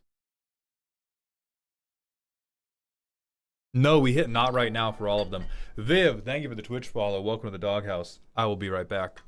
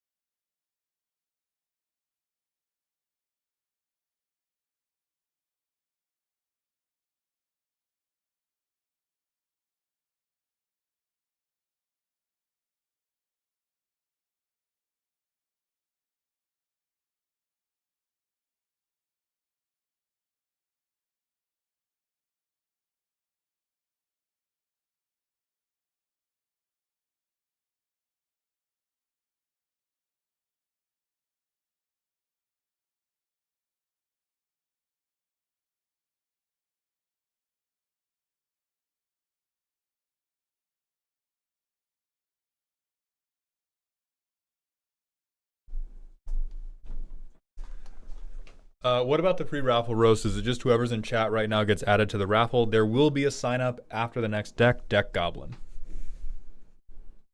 Queen Luxury, it's always Marble Day. Every day we do deck roasts is now a Marble Day. Also, Million Ants, thank you very much for the partnerversary. Okay, Sorrowful Phoenix. I want to make temporary copies of creatures with delay triggers, and then use Gared to make permanent copies. Alright. That's a little funky. I like that more than every other Naya token deck. Let's see what we got. We got Mimic Vat. Okay. I see what you're smoking. I see what you're smoking, brother. Now, this is a 2-lander. We might be smoking 30 lands. So I'm going to mulligan this. Oh, pure heat. Oh. Alright, Windswept Heath is going to become...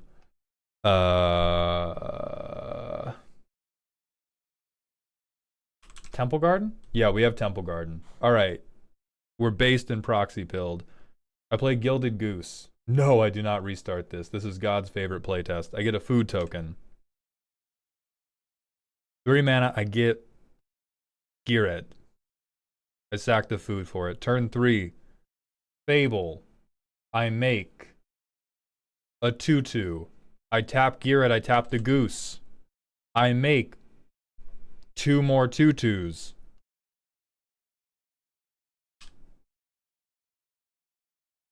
And this is just tokens, not even token creatures.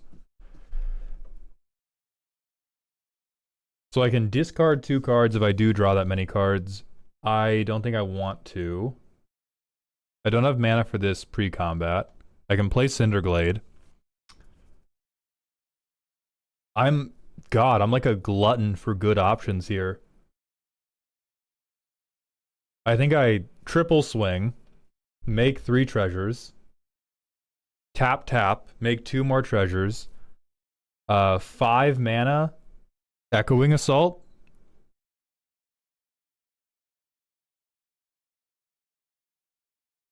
And then it's gonna get fucking nasty. 5 mana Echoing Assault. I put this down just to do it. And then I Charming Scoundrel, make a treasure, tap a treasure, or tap, make another treasure. So I have 2 treasures that aren't even pictured here. I go land, this flips.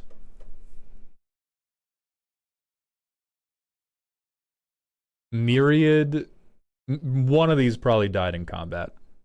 Even if I'm being realistic, one of these probably died in combat. So I Blade of Selves equip, go to combat, I attack, I make a token 1/1 copy. I also make myriad copies. Now these don't get the attack trigger, but they're still attacking. So I make permanent these myriad ones. And I have a bunch of treasures too. Holy fuck. Okay, so I have like 3 more treasures.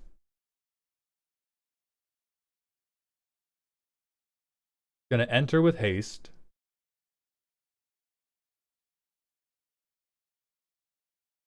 Yeah, I use 3 lands, 3 treasures. Enters with haste.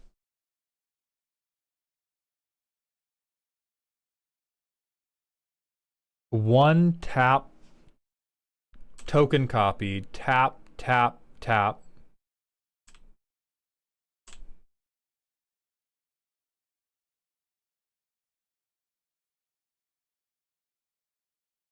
Holy fucking shit, man. I might be a Naya player now.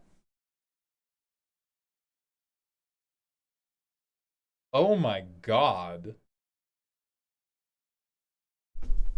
Oh, echoing only copies non-tokens. Okay, so I don't think not getting the 1/1 doesn't affect anything.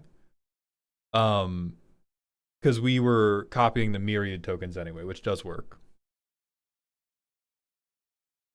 True, get wastelanded. Yeah, all utility lands dead. All utility lands dead in the fucking dirt, or I make a bunch of 5/6s and they beat you to death. Yeah, it has wins consistently on turn 7 or later. Considering this is turn 6, I fucking believe you. I super believe you. I don't think we have... Like, from here, there's nothing we need to do. Because we... Reflection again, and then all of our non-tokens tap again to make more, and, like, we just worm everybody. We just worm the fuck out of everybody. Can you... Don't, no. Okay, Raid Zero just tried to hit you with brain poison. Raid Zero just said, what good options are there for haste and untapping during your turn? No. No, this is perfect. Do not gamble harder. If you start doing like extra combats, untap everything, white untap everything, we are going to be raising the ceiling and the floor is going to turn into rotted wood. We are falling into the basement and dying. Can we... I gotta be honest, man. That sucks so hard compared to what I was just saying. That, whoa.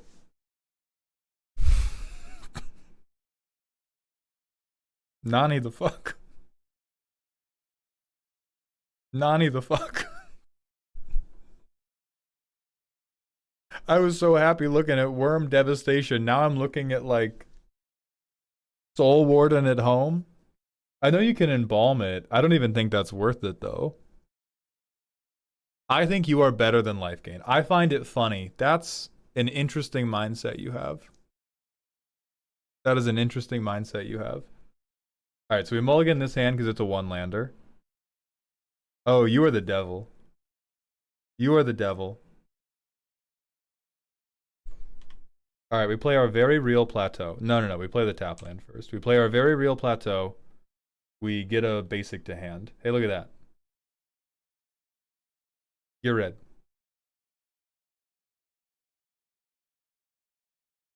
Play this. Yeah, Alapalani. Tapped, 2 mana. Tap. I have 3 eggs.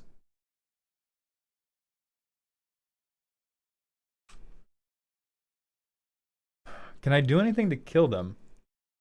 Oh lordy, I can. So, Roxanne enters, I make a meteorite. Meteorite blows up an egg. What do I flip into? Lava Leaper. I tap Gered to make a copy of Meteorite. What do I flip into? Black Market Tycoon. Copy of Meteorite. Blow up the egg. What do I flip into? Eartha Joe.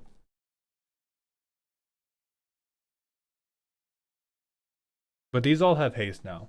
So I could have tapped Atlapalani to make 1 more egg, and then I can tap Lava Leaper to shoot this one with a meteorite. Progenitor Drone.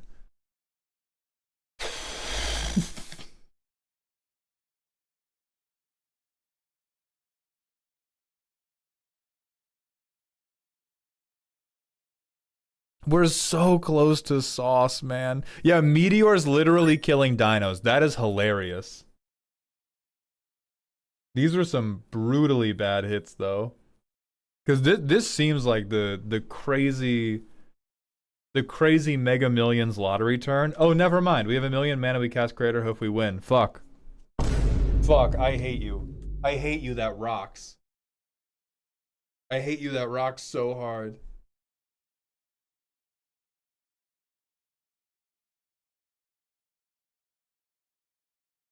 How are we flipping? I missed that.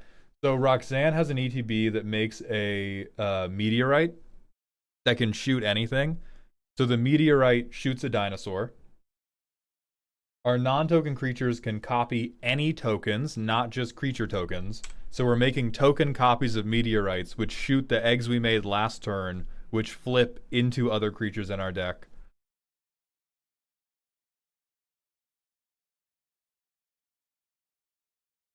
Oh, and then Eartha Joe... Well, we wouldn't be targeting creatures. Okay. Well, it doubles Garret abilities when we're targeting a creature. We were using this to target, so we would have gotten 2 more eggs. Oh, so we could have gotten 1 more flip out of that turn. Then I get Calamity, then I Crater Hoof. That's fun as fuck. That's really fun. That is not true. With love.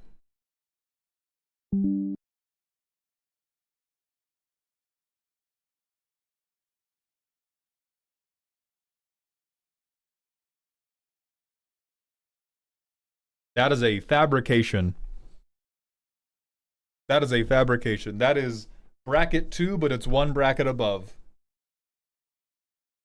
Yeah, this is perfectly made pad thai. There are no problems with your cooking, but you're like the character in anime that's like the best in the world at something and is like, yeah, it's kind of cute. Yeah, it's kind of cute. I do think you're vulnerable to getting kicked in the dick. We have very, very little protection. This is not high bracket 2. This is bracket 3. No ifs, ands, or buts. I wanted bracket 3, but it has no removal. You don't need removal to be bracket 3. There are ways to solve that problem. Like, you have a ton of... Like, dog, come on. Actually, here's what it is. If you want it to be bracket 3, where's the card that doesn't do anything but you said it was funny? The bitch with Embalm. Her. Cards like this, if 5 of them become, like,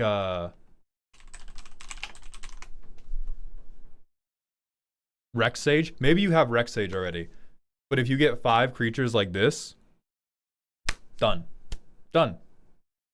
You be the problem. You be the problem. You don't need to remove creatures. You're going to remove creatures by kicking everybody in the dick. And if you need non-creature removal, you can have this. You can have Fiend Hunter effects.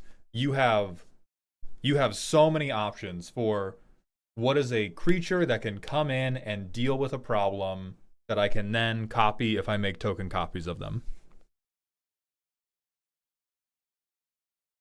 I've also thought about Infernal Captor for board wipes. What? Huh?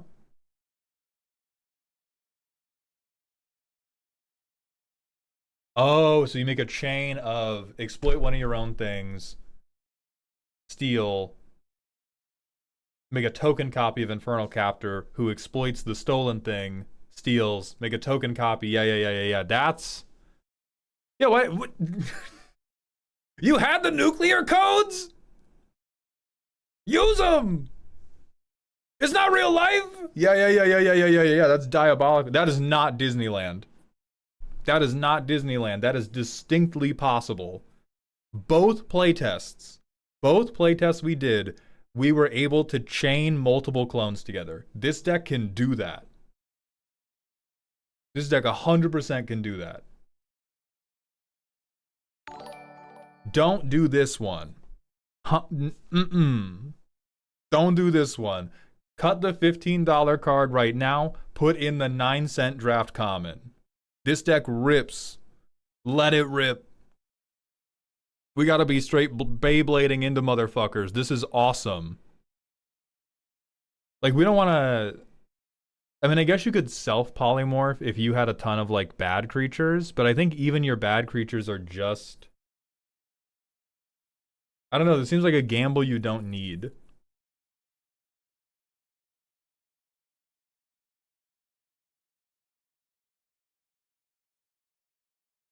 All right, let me try to identify if we do want to go up to bracket 3, but we feel like we're missing missing good pieces. I'm going to just go through and try to identify what I think is win more.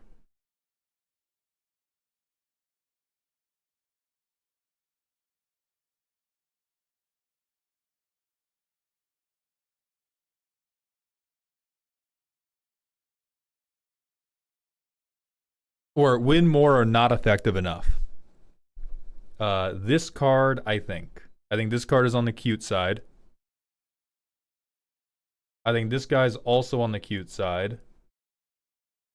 I'm ambivalent about him. Solemn dies. The line between bracket 2 and bracket 3 is if you can play Solemn Simulacrum and like him. Oh, but actually make a token copy of him. No, he stays. He stays.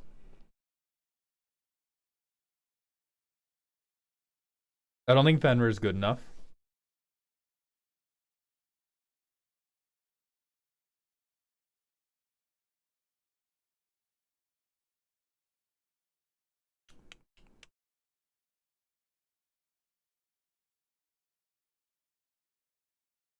I'm not totally convinced on Glimmer Seeker.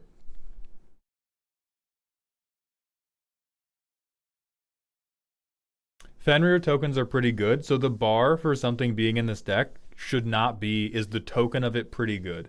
An extra token copy of most creatures are pretty good. The bar should be, what are our best things to copy, and what are our best copiers, and how good does Fenrir or Undercell Myconid or any of these things compare to the best thing we could do? Like, one of the best things we could do is find Fable of the Mirror Breaker. Or just like put Kiki Jiki in the deck.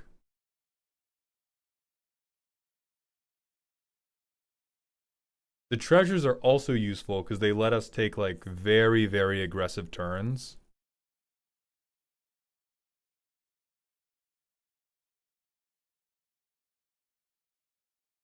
Boast is really cute.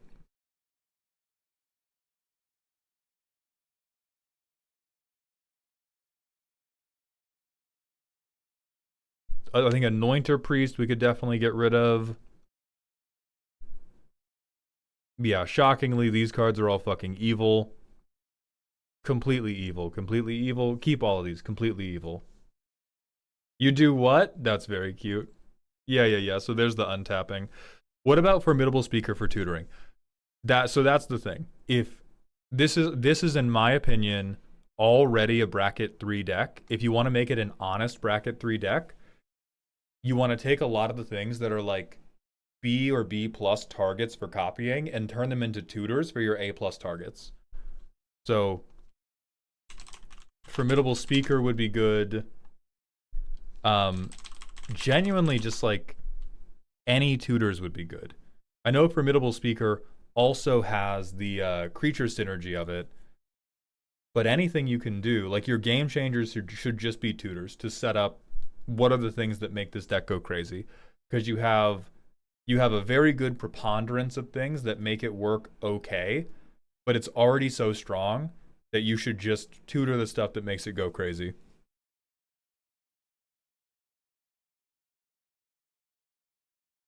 Sylvan and Whirly Tutor are just better than Speaker. No. You can make the argument for Speaker on the basis that we can copy Speaker.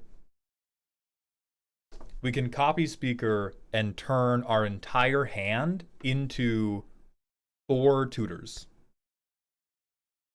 It's fucked. Oh god.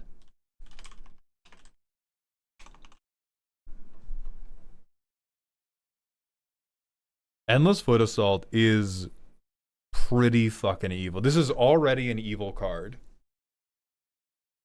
But I think this is another, like, kind of for fun card. Because how many could we realistically get? We're probably going to get... So we cast it, we squad for 1, we get to tap 2 creatures for it. So we get 4 copies for 5 mana. Never mind, run it. Never mind, run it. Elturel Survivors.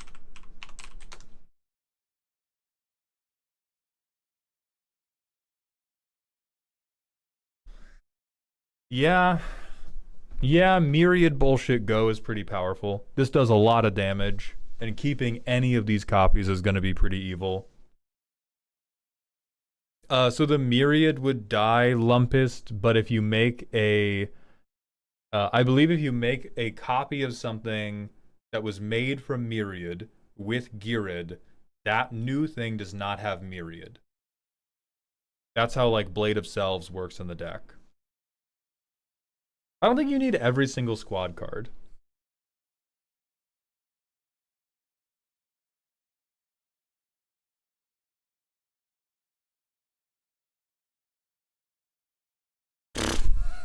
Fuck you, dog. Fuck you. Um, God, that's so cute. I hate to say it, but Mog could die for sure. Polani's Hatcher could definitely die too. I think Propagator Drone could also die.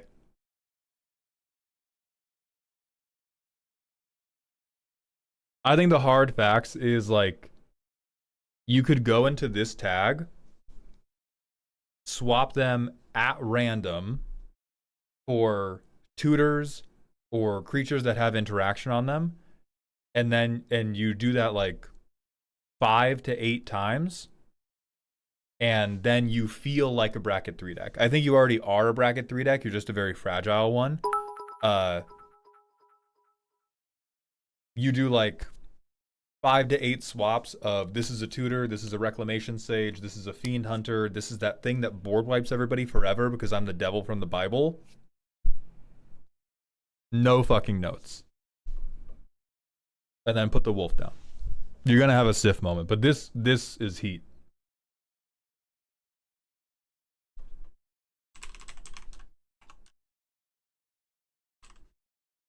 This cooks. I will be robbing you. I will be making changes, but I will be robbing you. Have a tremendous day. Thank you so much for showing me this. We are going to do the roast raffle now.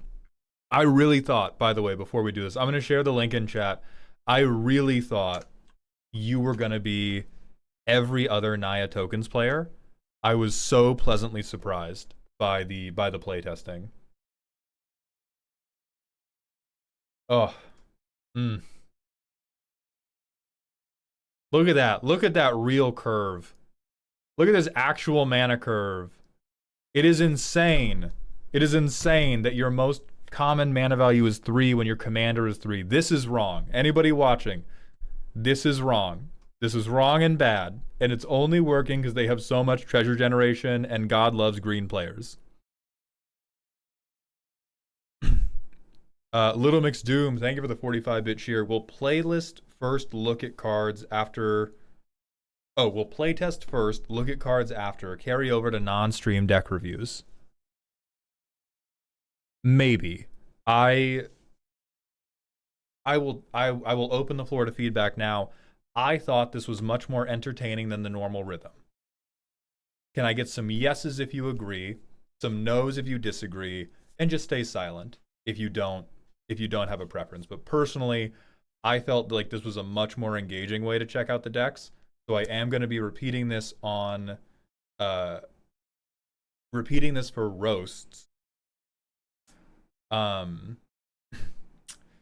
reviews, I'm not as sure because reviews are not meant to be as entertaining, and playtesting does take a lot of time.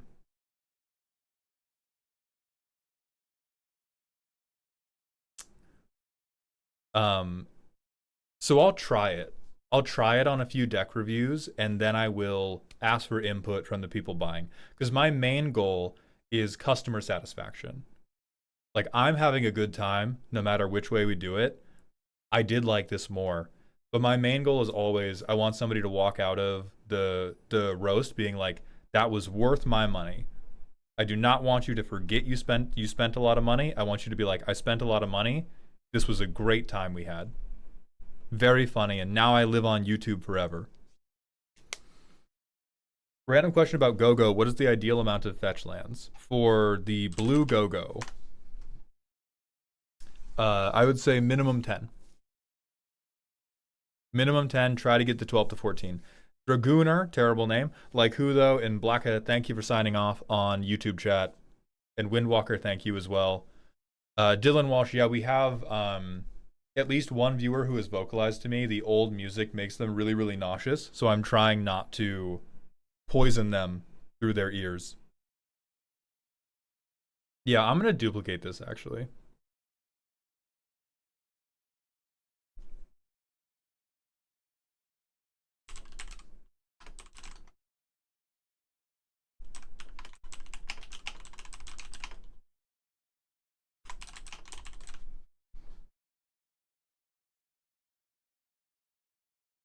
And then I don't care about you. I don't think I care as much about you. I definitely don't care about you. Don't care about you. I don't like you as much. I don't personally enjoy, and this is like, these are not recommendations. These are me, personal bias, want to make room for cards that I think are cool. Those two, I think, are bad. I'm not convinced I need you. Definitely don't think I need you.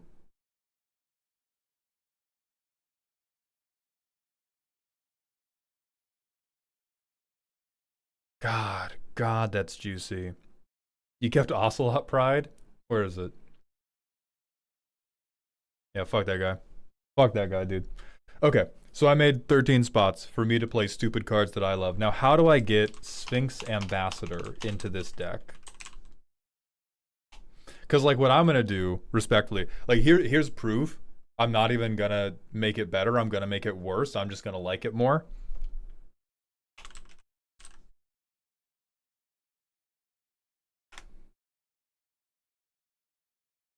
Oh, wrong one. No, no, no, no, no.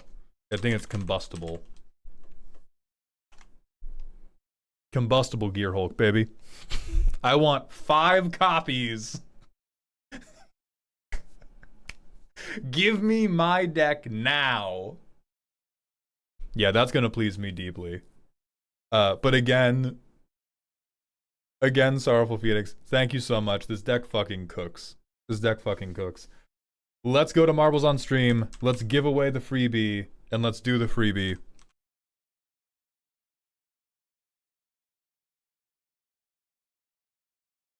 Oh shit, wait. Wait. There's gotta be a way.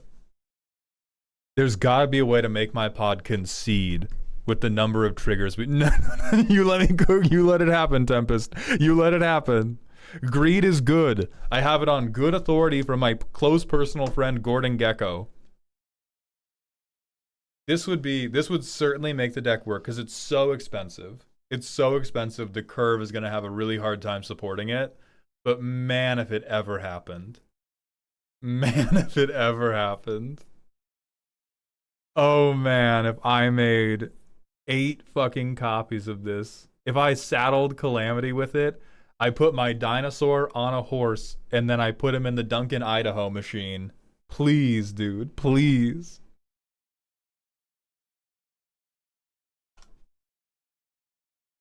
Non-legendary? Fine, I do fucking Kiki Jiki. I do Echoing Assault. I do any of the... I do Flame Shadow Conjuring. Whatever. Whatever. Yeah, that's awesome. That's so awesome. Okay, Marbles on Stream.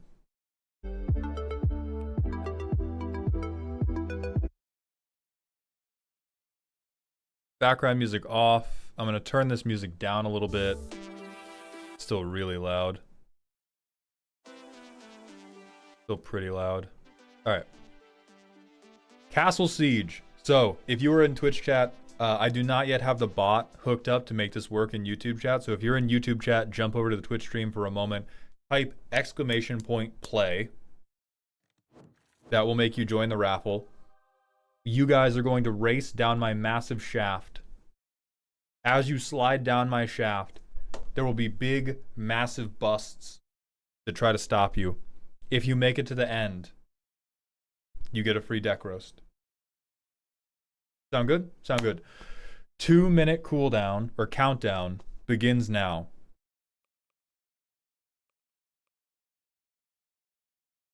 If I win, I'm telling you about my workout for the day.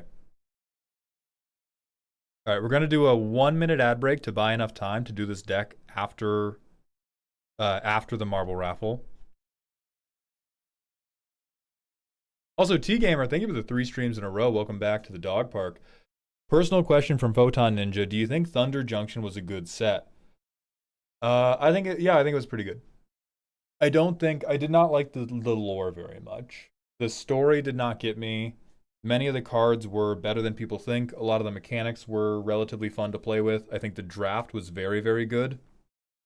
Oh no, Born. It is first place. You cannot. I'm too pernicious for genie rules. You will never catch me. If you're ever like, wait, but Mald, last week you explicitly promised that you would do a thing. Guess what? I lied. I care not. Guess what? I lied to you. Auburn Kitty, thank you for the 1 year with Prime. I appreciate those Bezos bucks. Happy anniversary on my partner anniversary. Thank you guys.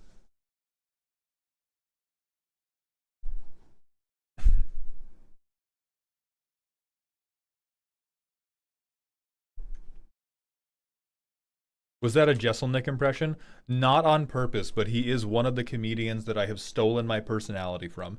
Raven King, thank you for the follow. And then Glass Geo, thank you for the 11 months at Tier 1. And Danny, thank you for the 20 months at Prime. Welcome back to the dog home, both of you. I appreciate that very much. Like, I think the comedians that I have stolen or, attempted to steal most of my sense of humor for are Jeselnik. There's another white guy who has since passed that I can't remember, but he was really funny. He's the guy who goes, every photograph of you is a photograph of when you were younger. And then Kevin Hart, Ron White, Dave Chappelle. Mitch Hedberg. Yeah, Mitch Hedberg's great. Everyone's dying. Everyone's dying. Raddest Mage, thank you very much for the Tier 1 sub for the 4th month in a row. Welcome back to the dog home. It's Queen Luxury out in first. Damn. Queen Luxury is fucking blazing. Never mind. Commentator Curse Man. I think half the lobby's dead. The names of the dead have not stopped since we started.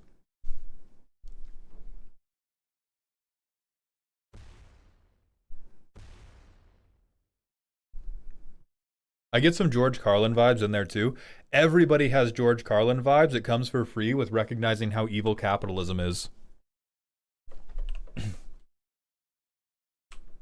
Like when you, I think deadass, when you are exposed to a critical amount of money, you either become George Carlin or a conservative. Because of the work Carlin has done previously in comedy. This is also a fucking bloodbath, yeah.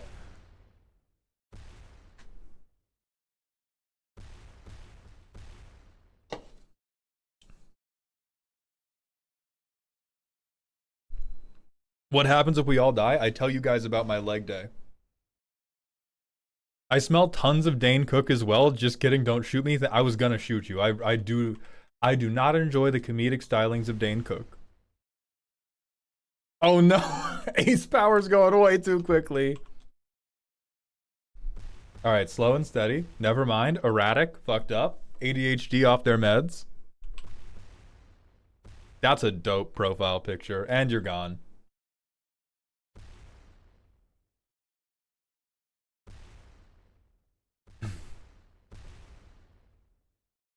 I will look. The earliest it could be ready is in 6 minutes. Do we have Queen Luxuries going for it? Oh my god, the Blaze Blue player? The princess that was promised? I believe in you. I believe in you. You're dead. Do you think that's what they said to Jesus? Like right before? That's what I think they said. Garrett, you won! The new YouTube editor won! Alright, he's gone now. It'll be ready in 10 minutes.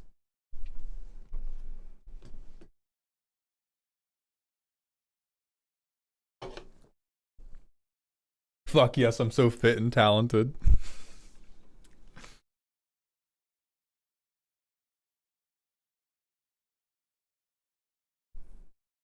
New video win, Garrett. They should be polishing off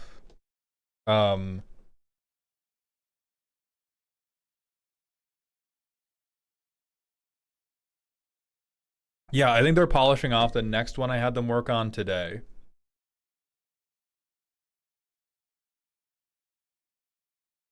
How many did we have die? Yeah, it'll be done today. Perfect. Dude, only 55 made it. So many people died. So many people died, dude. Doodles died.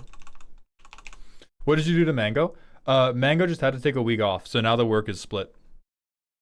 Mango had to take a week off, and here. Garrett, send me the deck you want roasted, because you have won the free roast raffle.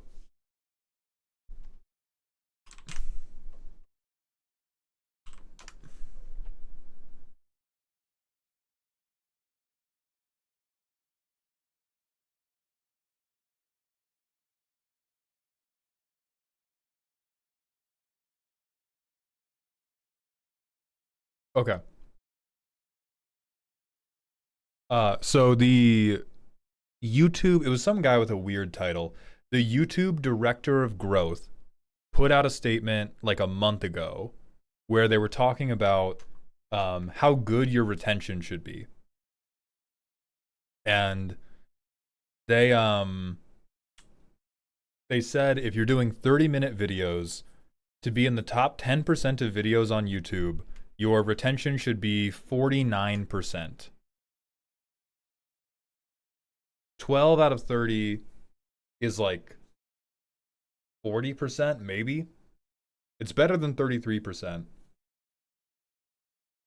So effectively, like, it is reasonable that we need to experiment with other things, and then I can tell both of them, hey, this is working, do this.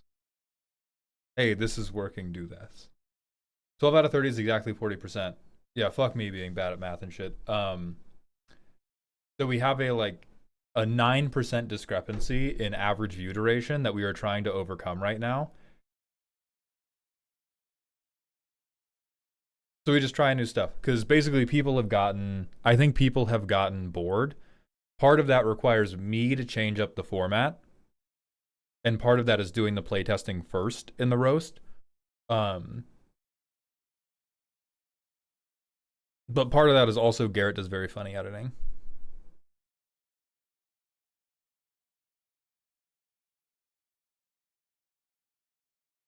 Yeah, I think the playtesting first. Garrett, we did the playtesting first, like we talked about.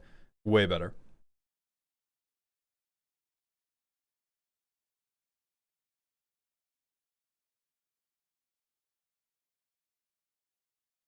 I'll send my dragon deck. All right.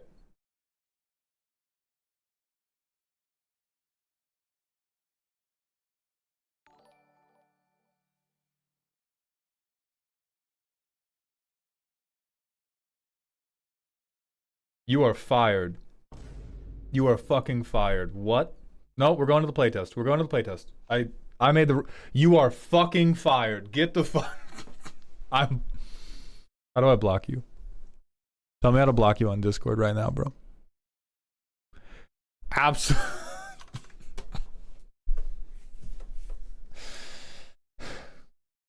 My editor is not with the vision.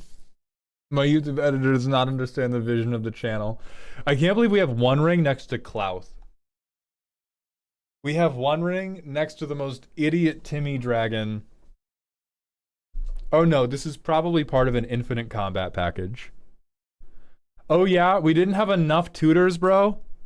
You didn't have enough dragon tutors. We needed another one to go to hand as well. All right. All right. Okay.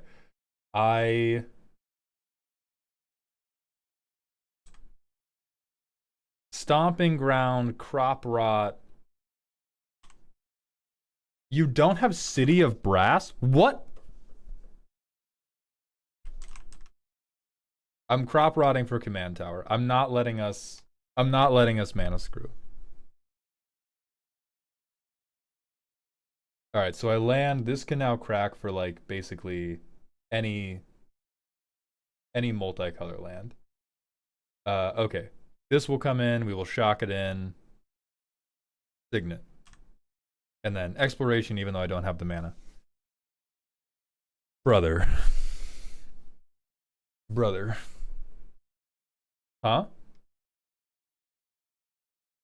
Oh, it wasn't a fetch. Okay, I'm gonna shuffle Stomping Grounds away. Then we would have done like Delta gets Breeding Pool, Crop Rock gets Command Tower. Yeah, so either way, we end up with a 5-color land and then a 2-color land in our hand. I don't think that changes too much about the deck ultimately. All right, we pass, we pass, we pass. Turn 6, 1 ring. That's bracket 4, baby! Hell yeah. It's time. Soul Ring. It's time. It's time.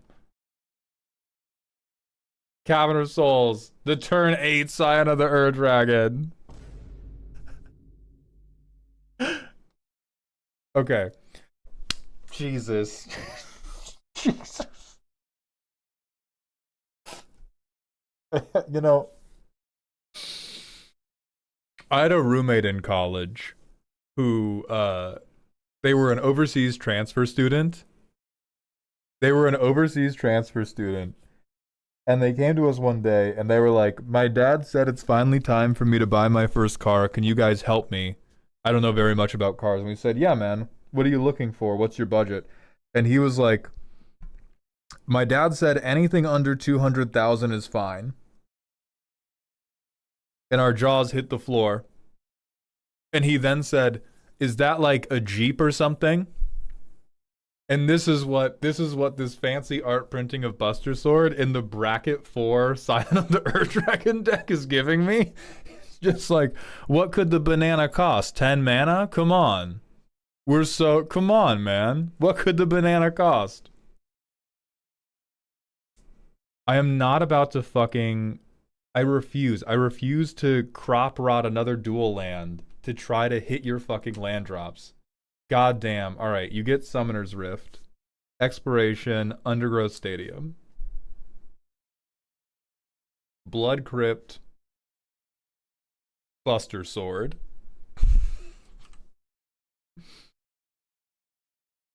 Ketria Triome. Cavern of Souls. Cavern of Souls. Scion of the Ur-Dragon, do something. Fucking do something, bro. I could also go black for black, get 2 extra mana, and make Scion a copy of something. You have Colossal Grave Reaver in here, right? Yeah, we do. We make it Colossal Grave Reaver, so it hits the graveyard. I'm pretty sure the way it works is like, when we talked about this last, I think the ruling we got to was Scion of the Ur-Dragon gets this Colossal Grave Reaver back out too. Like, we get it permanently. Oh, you need Blade Wing. Okay, never mind. So we don't do this. So then... maybe we wouldn't Darker it. We wouldn't Darker it then. We would just pass and be like, hey, you're all gonna die now.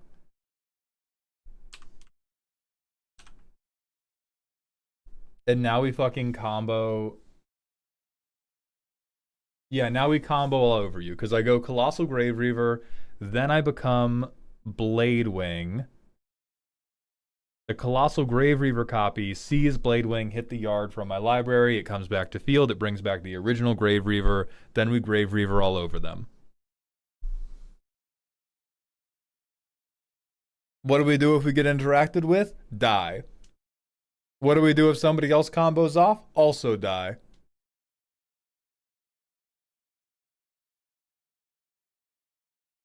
Impeccable. What do we do if somebody plays a stacks piece? I fear it is also die. This is untold levels of greed. This is untold levels of greed. You have win the game combos in this deck, and you also have Hellkite Tyrant and Fancy Buster Sword. The keys have jingled so hard.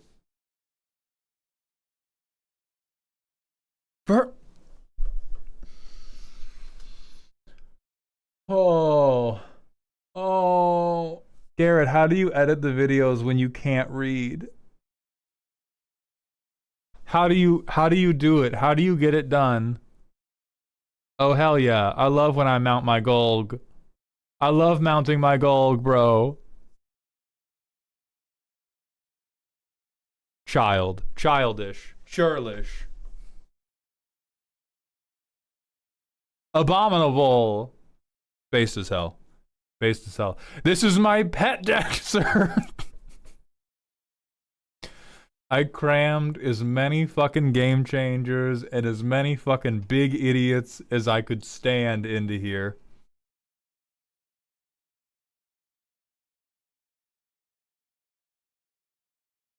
You know what? Low key, this is perfect. Whole dumbass. Never mind. Whole dumbass. Whole fool. Defense of the Heart should probably be in here. Goddamn hero.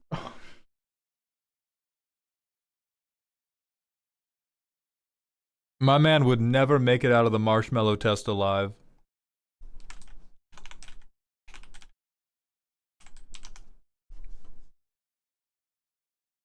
Bro is failing.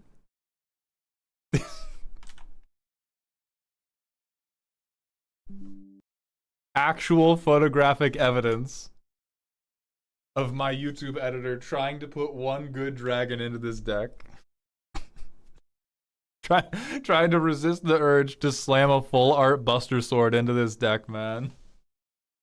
God damn, dude.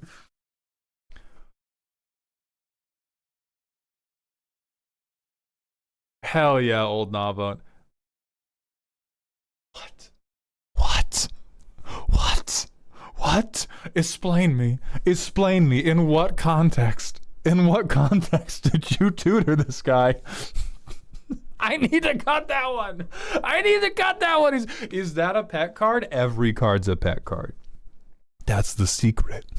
Every card is a pet card.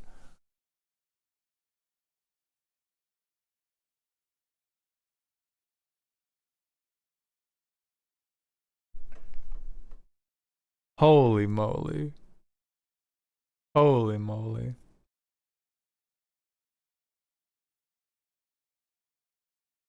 You can pay 34 life to make it one shot. True.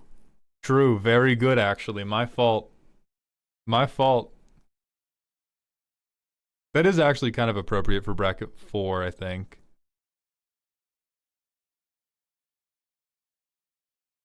Oh, it kills people with Skittles. Oh, does the power buff stay around? And then you swap, so you can go to 10 and then swap to Skittles? Oh. You know, I'm hot on that then. 34 life, kill one person, commander damage, no. What is this? We only need to get up 12 life, kill somebody with infect. Then we got a stew going. Child. Child.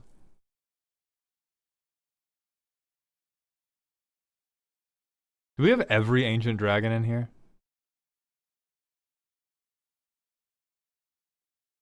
We do. We do.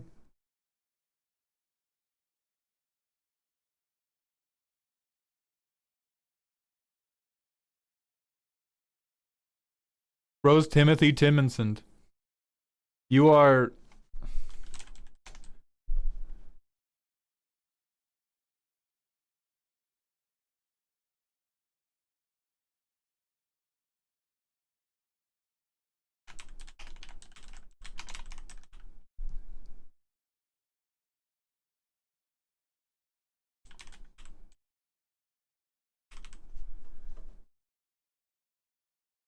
That really is...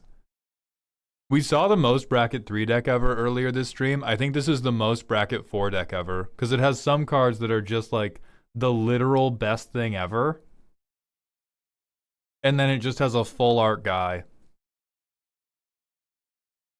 Literal best thing ever. Full art dude. Borderless creature. I have that swag on. I also have 3 colorless mana turn 1. Go fuck yourself. Go fuck yourself. Okay. You know what? That's gonna be it for the day. Have you considered that Hellkite Tyrant full art looks fucking sick? You know what? My bad. Playable in bracket 4. I'm so sorry. Playable in bracket 4. I'm so sorry. I mean, there's honestly an angle. Bracket 4 has so many. I'm now trying to psyop myself into believing in this. Because so many people are running like fast mana rocks and like the One Ring and stuff like that. Having one card in the deck you can tutor to steal somebody else's The One Ring or steal their...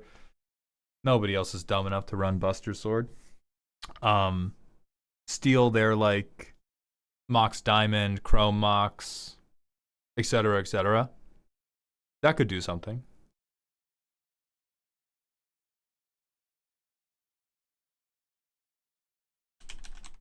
I'm pulling up the bald guy. We're leaving. Garrett, you're fired as shit. I will not be providing you references. Beeps is live. We're going to raid Beeps. Hit them with the bald guy. Be kind to them. I will see you all tomorrow. We're going to be doing something as yet unannounced. I haven't figured it out yet. And then at 1:30, we are swapping over to custom cards with Beard Princess, who we are raiding right now. Thank you all for being here. Thank you all for the support. I hope you enjoyed today's show. And please remember to stay toxic. YouTube, that's just it for us, but I will